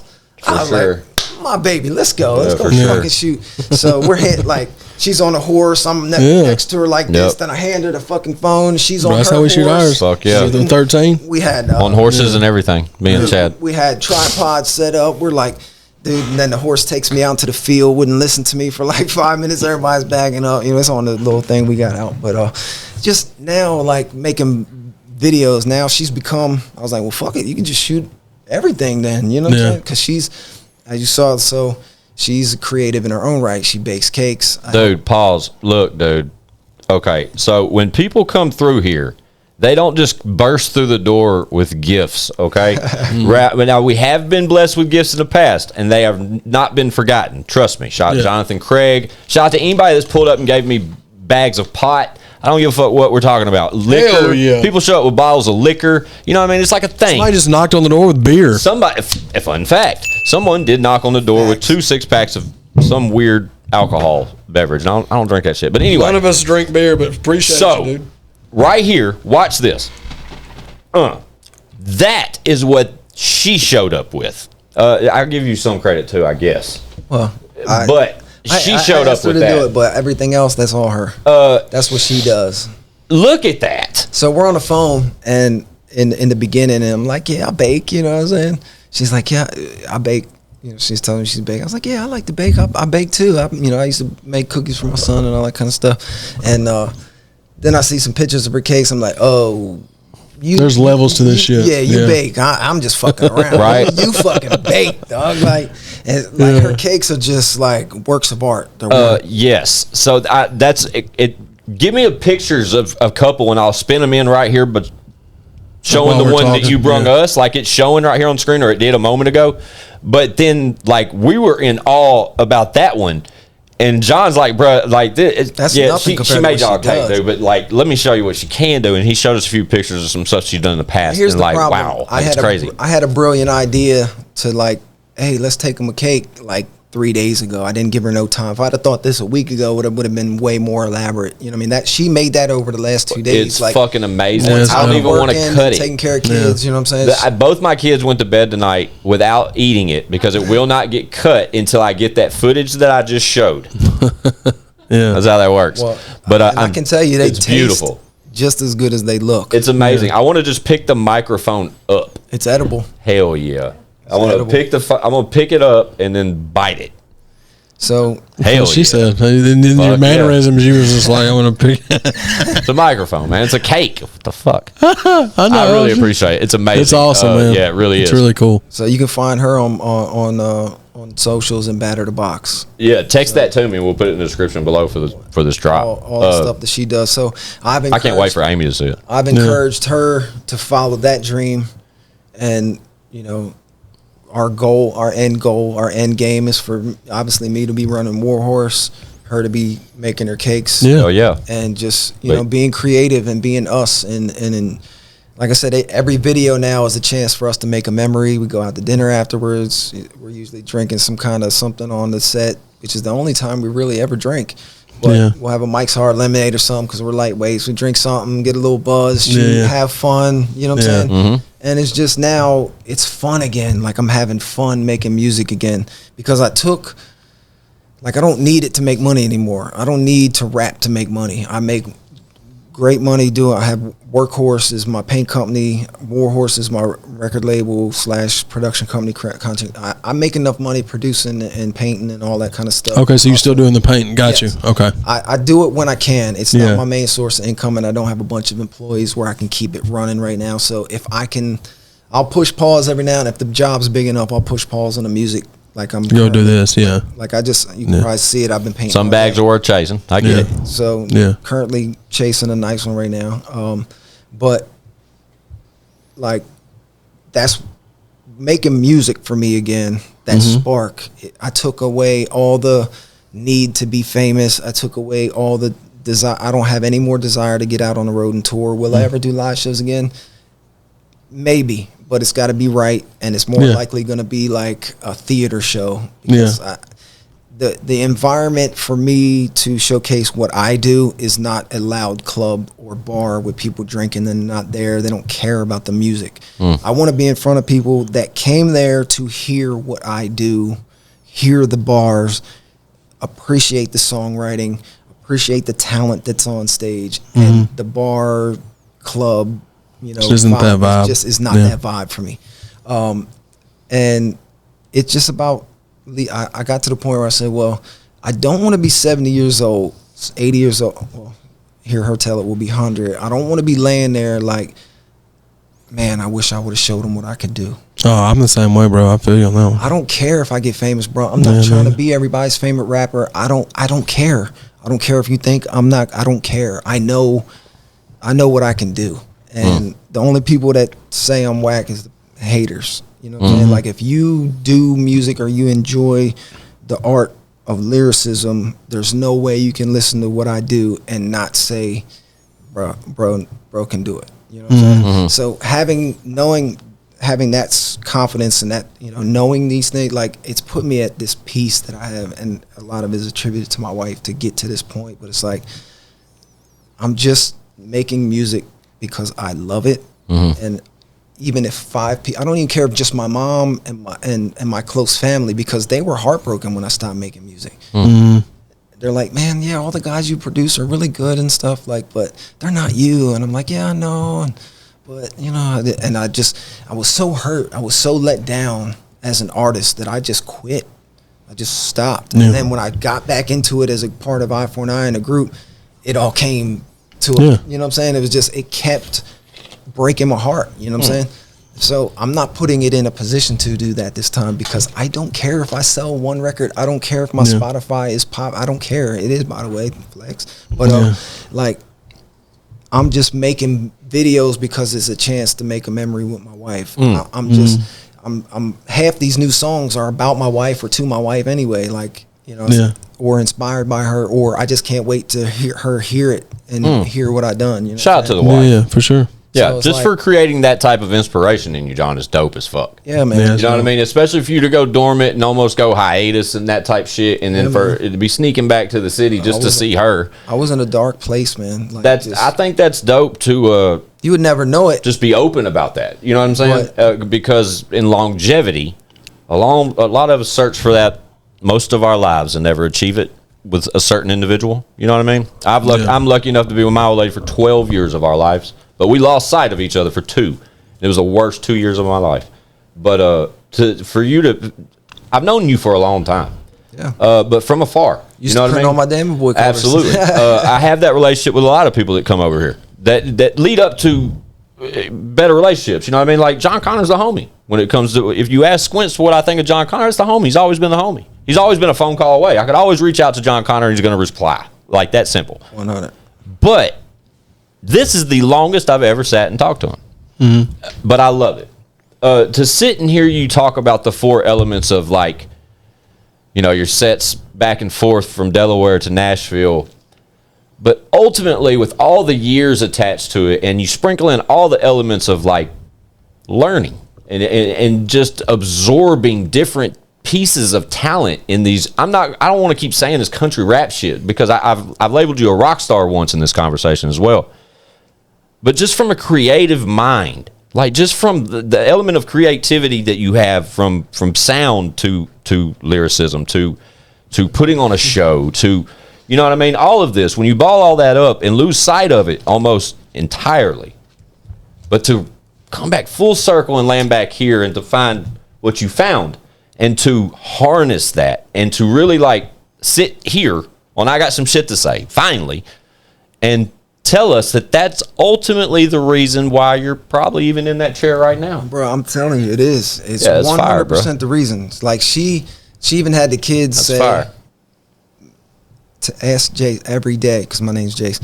Ask him every day when his album's coming out. Because I've had this, a lot of these songs, but I'm the maniacal. This like Dre, like every song's got to tell a story. And this one's got to thinking too much. Flow into this one, and you know what I'm saying. And if you let me, I'll take 5 years to work on the record. And what I realize is nowadays is like, man, I just gotta let these joints fly. I make them too fast. I've already got 50 records. I just started making music again in December. I got like 50 records. Yeah. Not to mention 36 on Widowmaker, Kentucky Music Mafia's EP and album, Poe's album that just dropped Friday, like Chris Taylor's 4-packs, Chevy, my artist Chevy, Greg, I mean, Haystacks, Hayfeet, like, dog, it just, man, I got this record.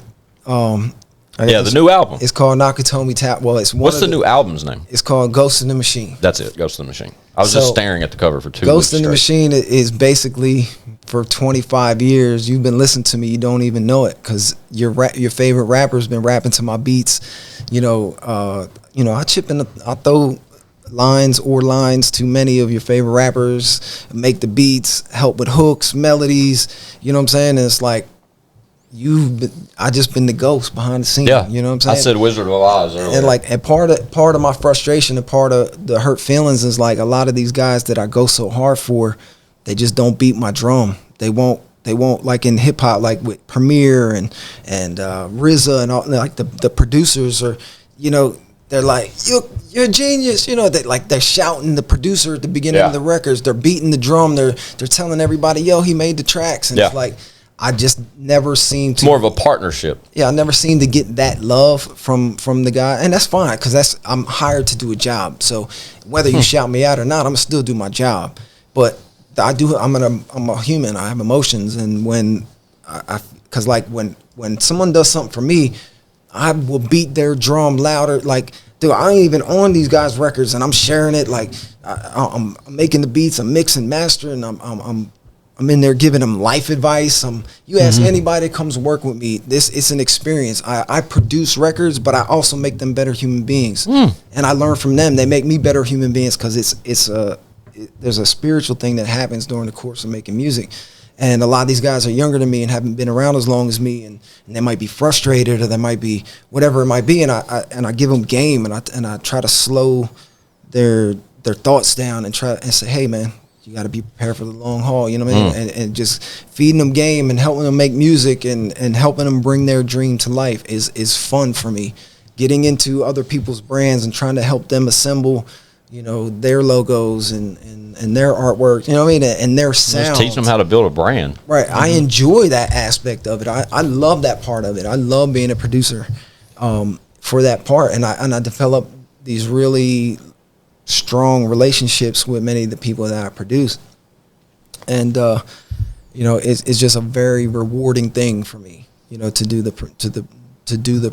production for guys and be in the studio with those guys. So, you know, but my artistry, that's me. Where, like, all right, so I find myself teaching a lot when I'm in the studio as a producer. That's my job, is to, you know, teach, hey, what about this cadence? You know, and I feel like you either love me or you hate me, because I'm going to tell you the truth. I'm not going to be in the studio, and we're not going to be like, man, that was great. Right. You say to the break of dawn and a rap around me, bro, you going to get clowned in a nice, kind, gentle way. But I'm going to be like, bro, that's lazy writing. Don't ever say, like, you know how many fucking people have said that line? You can't think of something better than to the break of dawn or Lexus in Texas or any of these fucking beating to, you know what I'm saying? So I'm pushing these guys and, like, you know what I'm saying? But I'm gonna What's tell yours, Chad? Rapidy Pappity? Oh, I call those rapidy pappity, lyrical Lyrical miracle. miracles. I'm a lyrical miracle. Yeah. So, you know, it's so I find myself teaching, and certain guys have, everybody has a different ability, put it that way. Learning, you know, some guys I'll be like, nah, do it like this, da da da da da da, and they still do it the way they're doing it, and I say, no, da da da da da da, that's the cadence, that's the rhythm of the flow. But they just can't get it. Other guys can, you know, whatever. But when I'm in the studio doing me, I ain't got to teach motherfucking nothing. You know what I'm saying? It's just me. So I was starting to say, I got this record called Nakatomi Towers, man. It's like some of my closest homies have called me up privately and been like, bro, I don't know what the fuck's going on over there, bro, but you got the glow right now. You know what I'm saying? Widowmaker called me. He's like, bro, you're like he said, you're the fucking boogeyman. He said, and I'm the fucking real life boogeyman, and you scared the fuck out of me. My best homie in the world, Jay Hollett, like, he hit me the other day after I played him the record. He's like, bro, that's the best record I've heard in the last 5 years. You know what I'm saying? And I'm not saying this to beat my chest or anything like that. Talk your shit. It's just, that's where I'm at. Like, I just feel so good in the studio. I'm having fun again. Yeah. It's allowing me to go places, and there's just a certain freedom. I'll tell my wife, now I don't even write anymore. I stand at the mic, push record, say the line, think of the next one, say it into the mic, next one. And I'm writing live at the mic. I've taken the extra step of thinking, writing, then recording, put this to the side. Now I'm letting the thoughts just like straight in. And Nakatomi Towers, the second half of that rap, I'm so proud of it because these people are saying such great things about this record. And I got it somewhere on my phone. I set it up just so I could prove that I did it. I'm writing it live at the mic, and it happened so fast. And sometimes, man, just the process. I fell in love with the process all over again. If you could tell, I'm smiling at you. Yeah, dude, you've been like this the whole episode, John. Like this is fun. This is fun. Getting to tell my story finally. You know what I'm saying? Yeah. Just to chop it up with y'all and be around guys that I consider peers and I know got that grind in them and been struggling their whole careers. You know that. Where they're at. That's why the cake came from wanting to give you all your flowers, man. Yeah, you said that, man. Congratulations. That really meant a lot. Y'all are number 5 on the damn charts. We're still top 10, but we're not. Yeah. Hey, we're coming for that number 1 spot. You hit it. That's all that matters. Yeah. Like, Jumper was here, bro. Y'all was here. Like, Drink Champs was here. Like, these are the big heavyweights in the game, and y'all were bigger than them. Facts. And like, I'm just proud that guys that are in our circle created this platform to shed light on the guys. You know what I'm saying? That you're accessible. I can't reach out to these other guys. I can't call Nori up. You know what I'm saying? So to be able to come here, that's, you know what I mean? And you don't want to go on that show. No, I'm good right here. Hey man, I'm good right here, bro. Yeah. Like I said, it's not. I don't care to go on that. If they would invite me, I ain't gonna. You know what I'm saying? But it's not like, oh, I gotta be I'd there. get too drunk. That'd be the old me. Shit-faced drunk. The old me was like, I gotta get on that. I gotta get there. I wanted to be on Hot 97, spitting with Flex. I wanted all that so bad. I could care less now. Yeah. I could care less. Musically, I feel you on that because once you finally get to that spot, it's like a weight's been lifted off of you when you feel like it's like you're not chasing that. Like you're going to make your music and it'll get received how to get received, and then you can keep making it if you want to keep making it.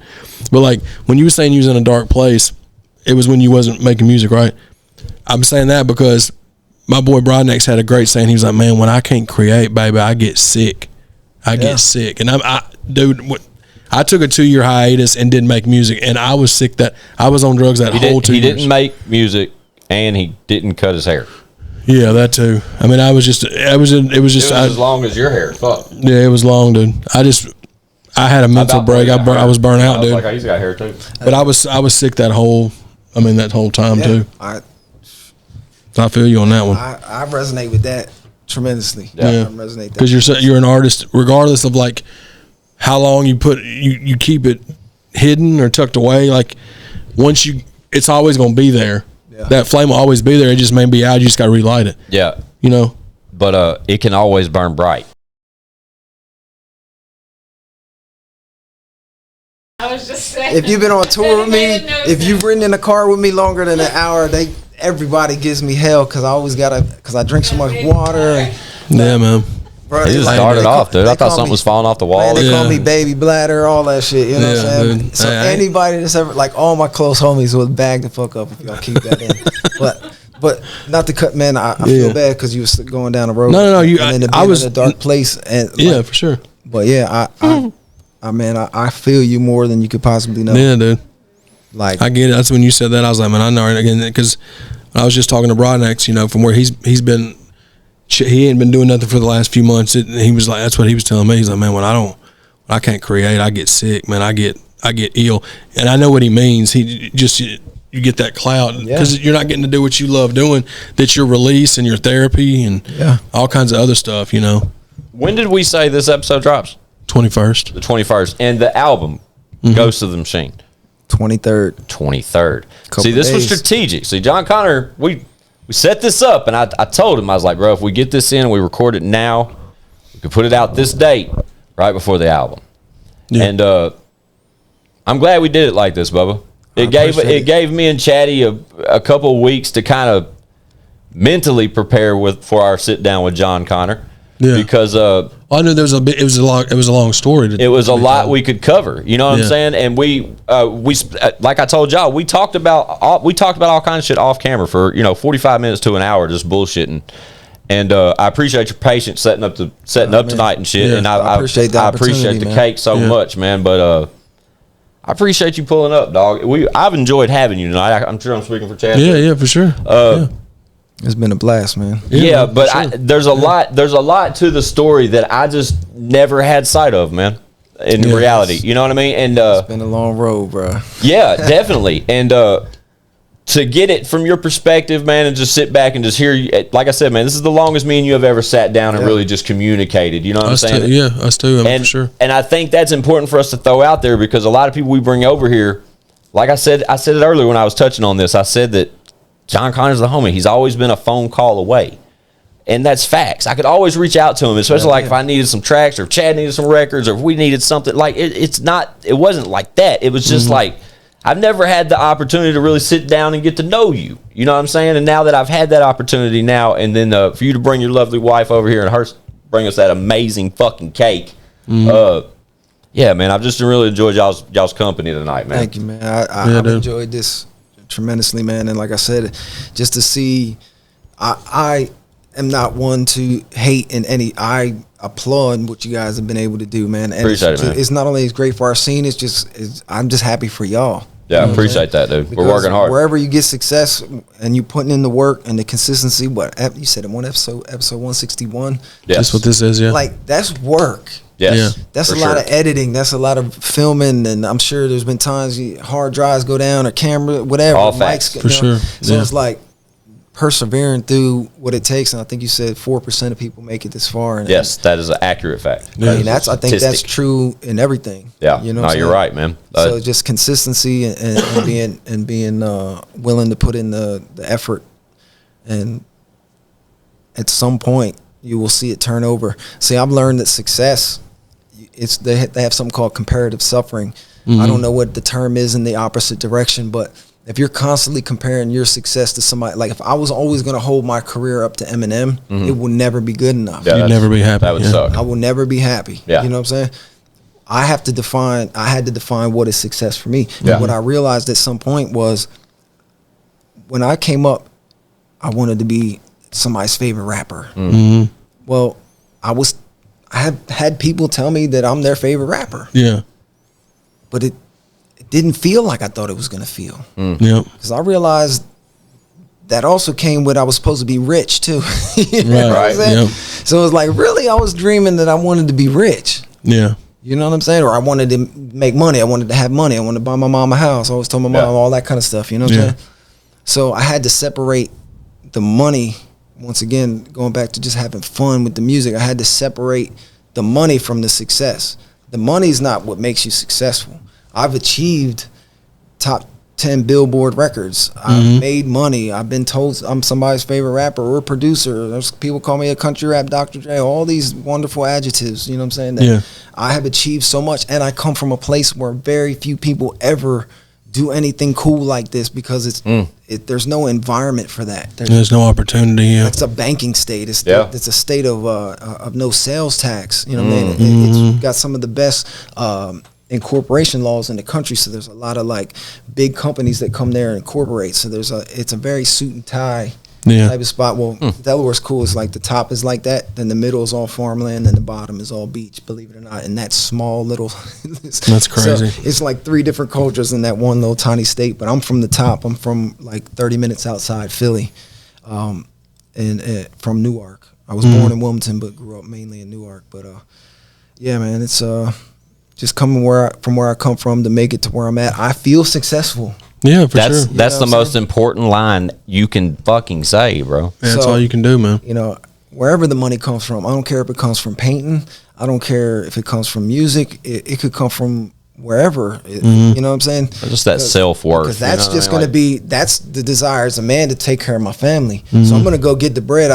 And I used to, see, a long time ago, I used to not want to do like 9-to-5 jobs. And if I did, I would be embarrassed because I was like, man, they're going to think that I'm not a rapper, a successful rapper if they see me working a job. And man, fuck what motherfuckers talking about, man. Like, I'm going to do what I got to do. If I'm going to be painting today, I'm Jon Conner no matter what I step out of, no matter what I'm wearing, I'm me. You know what I'm saying? And I don't switch up. I don't change. You know what I'm saying? So you're going to get the same person. And at the same time, that doesn't mean that, oh, I think I'm big and bad no matter where I'm at. It's the exact opposite. You know what I'm saying? I will talk to anybody. I will. I have people all the time. They're like, I can't believe you answer my text or my Facebook messages and stuff like that.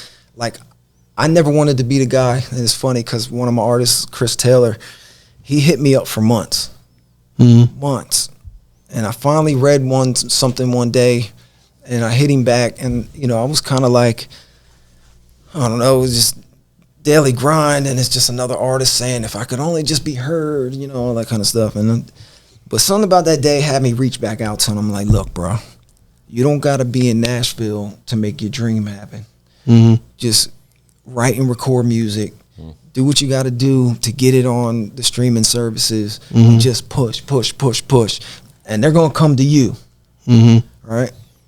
Well, it sent me some songs in Messenger, and for whatever reason, I can't play stuff in my Messenger. So I still hadn't heard this dude sing yet. So he hits me back, and he says, man, that's the realest thing anybody in this game's ever told me. Everybody's usually just, running me through the ringer and giving me the runaround or won't answer or whatever. Man, thank you for that advice. Bruh, that answer made me love that kid, man. Like, he ain't come get all defensive, whatever. He thanked me for the advice. I was like, you know what, man? Send me some records, bro, because I can't hear your stuff because you sent it in Messenger. I was like, can you email me some records? Bro, this kid emailed me some records. I listened to this kid. I'm like, I'm getting ready to tell this kid go somewhere else. This kid is fucking amazing.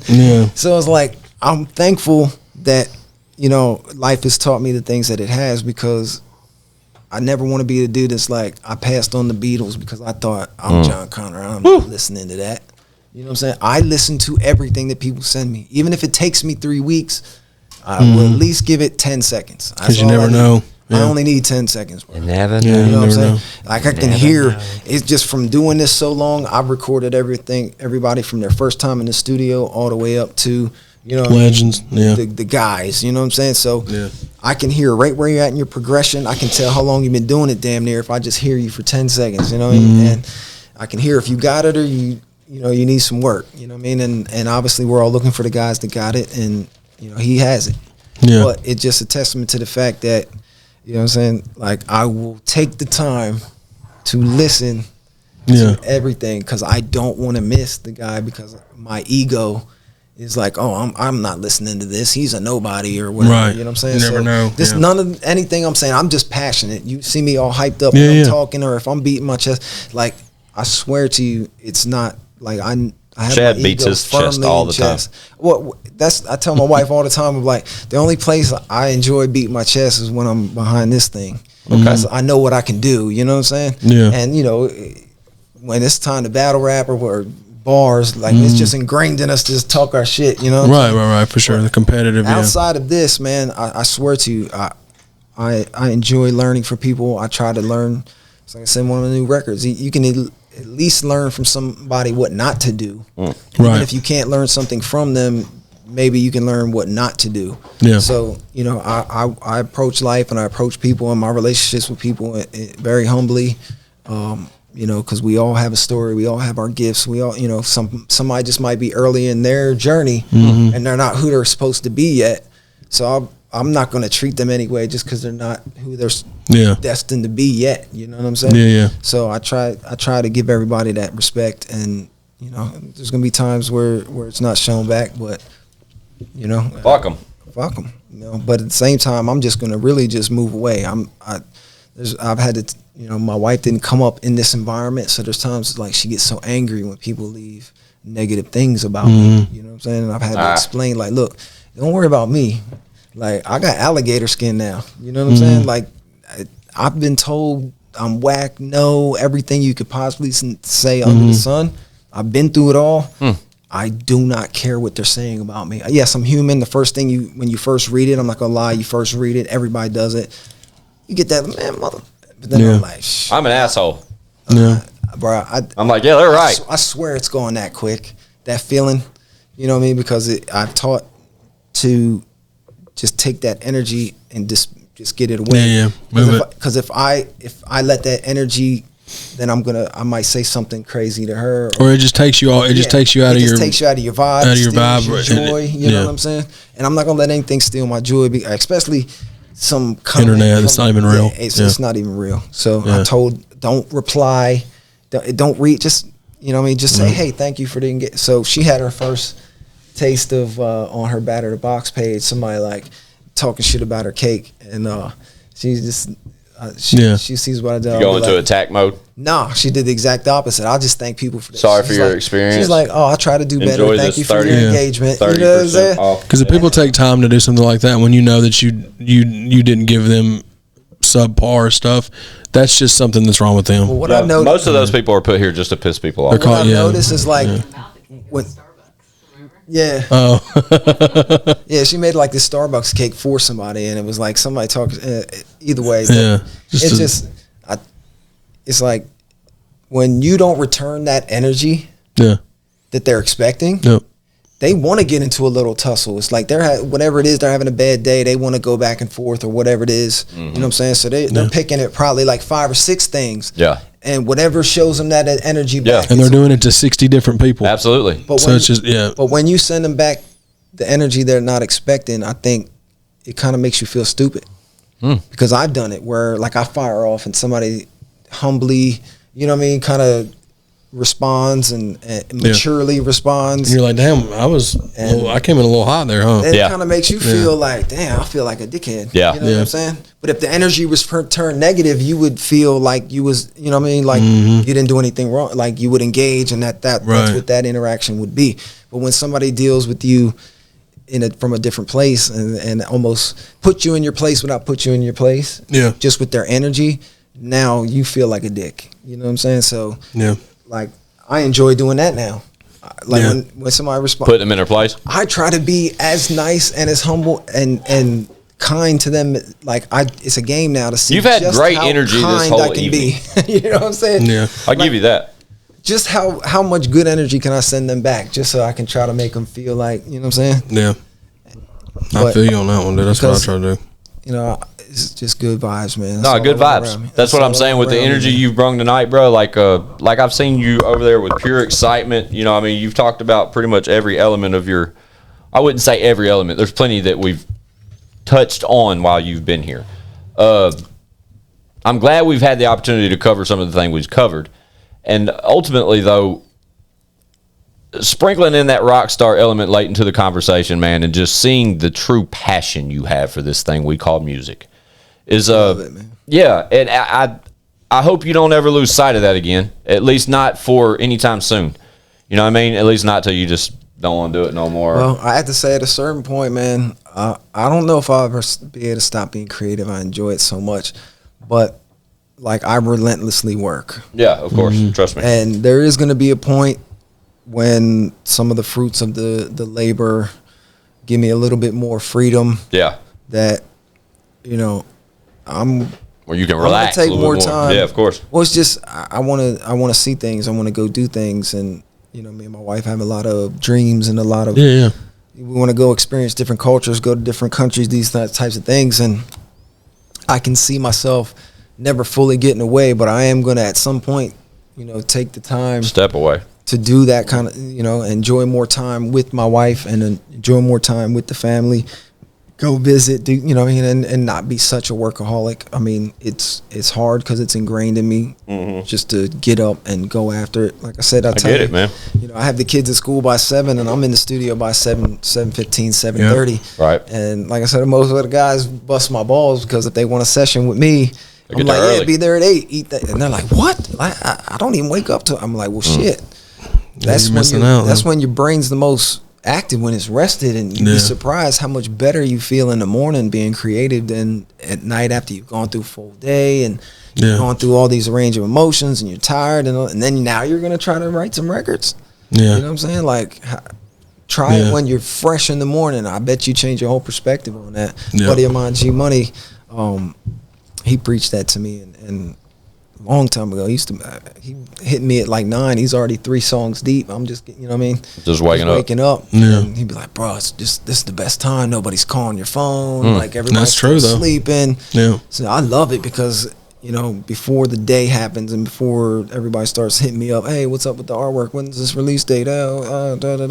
When can I get in there? I just have this serene couple hours where I can sit at the mic, you know what I'm saying, and do what I'm doing or mix a record or whatever it is, you know what I'm saying. So, but it's a great time. My brain's firing. I'm rested, and I'm just. As I was telling her the other day, it's like, she gets up at 4:30 to work out, comes back in, takes a shower, gets ready, gets the kids up, gets them, and then she's out the door by 6. Well, I used to sleep through all that.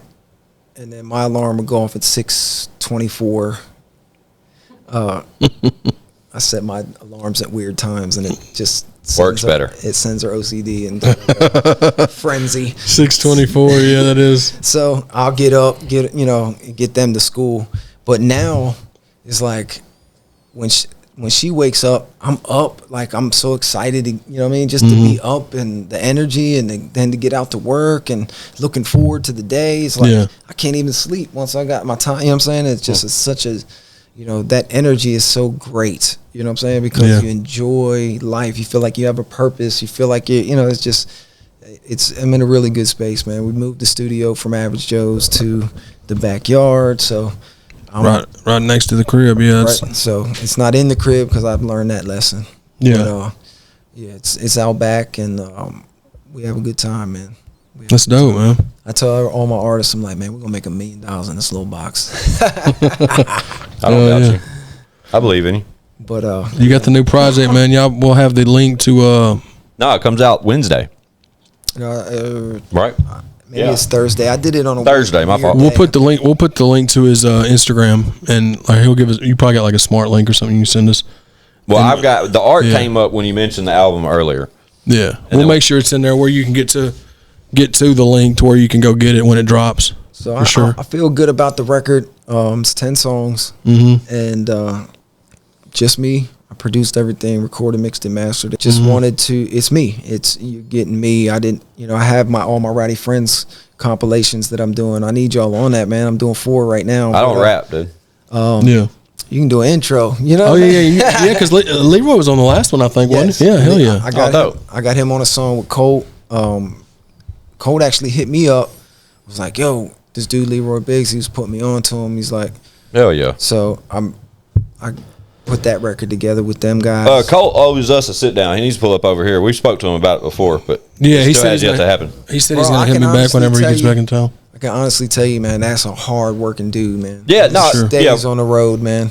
Chad knows him better than me, And but then I've he'll had the come- opportunity. He'll come into town, and then like the label's like, "Hey, we need these interviews, and then you need to be here," and then somebody else wants to do a video, schedule a video shoot with him, and then he's cutting 3 verses, and he's trying to Yeah. help everybody, do what he Facilitate. can, and then he's like, I got bus call on, tomorrow night at midnight, and he's doing so many things from the time he gets off the bus, and I'm just like, dude, it's somewhere in there. He's got to see the family. You know what I'm saying? That's a hard working brother, man. No, for sure, dude. Shout out Colt Cole ain't for him. done nothing but show me love, man. I really Yeah, fuck shout with out Colt Ford. Colt's a good dude, man.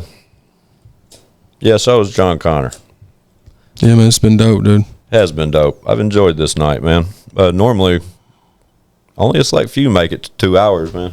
And you're in there. I mean, we had 30 something go. minutes before the beer man showed up. And just shout out to my neighbor, sweet guy. I don't know what sparked him to just show up at my door at whatever time it was. An exorbitant amount of beer, too. Yeah, and it's like local, like ale or some shit. But he was explaining to me outside. So we've never drank a beer outside the house or here, inside. Never.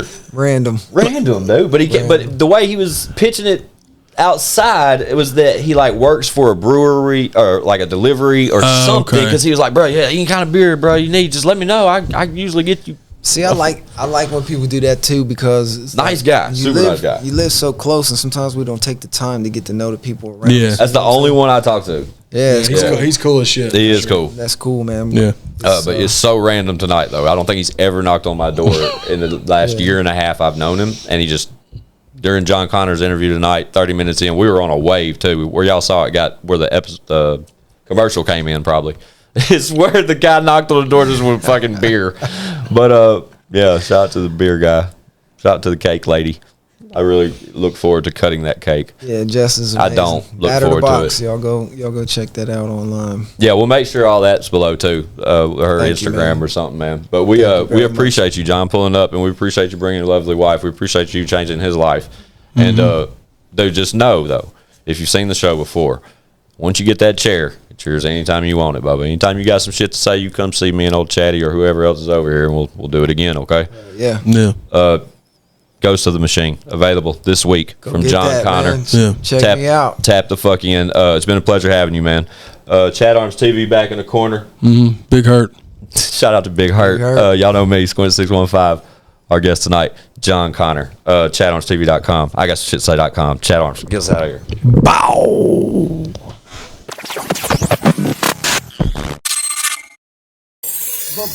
Bitch, we got views.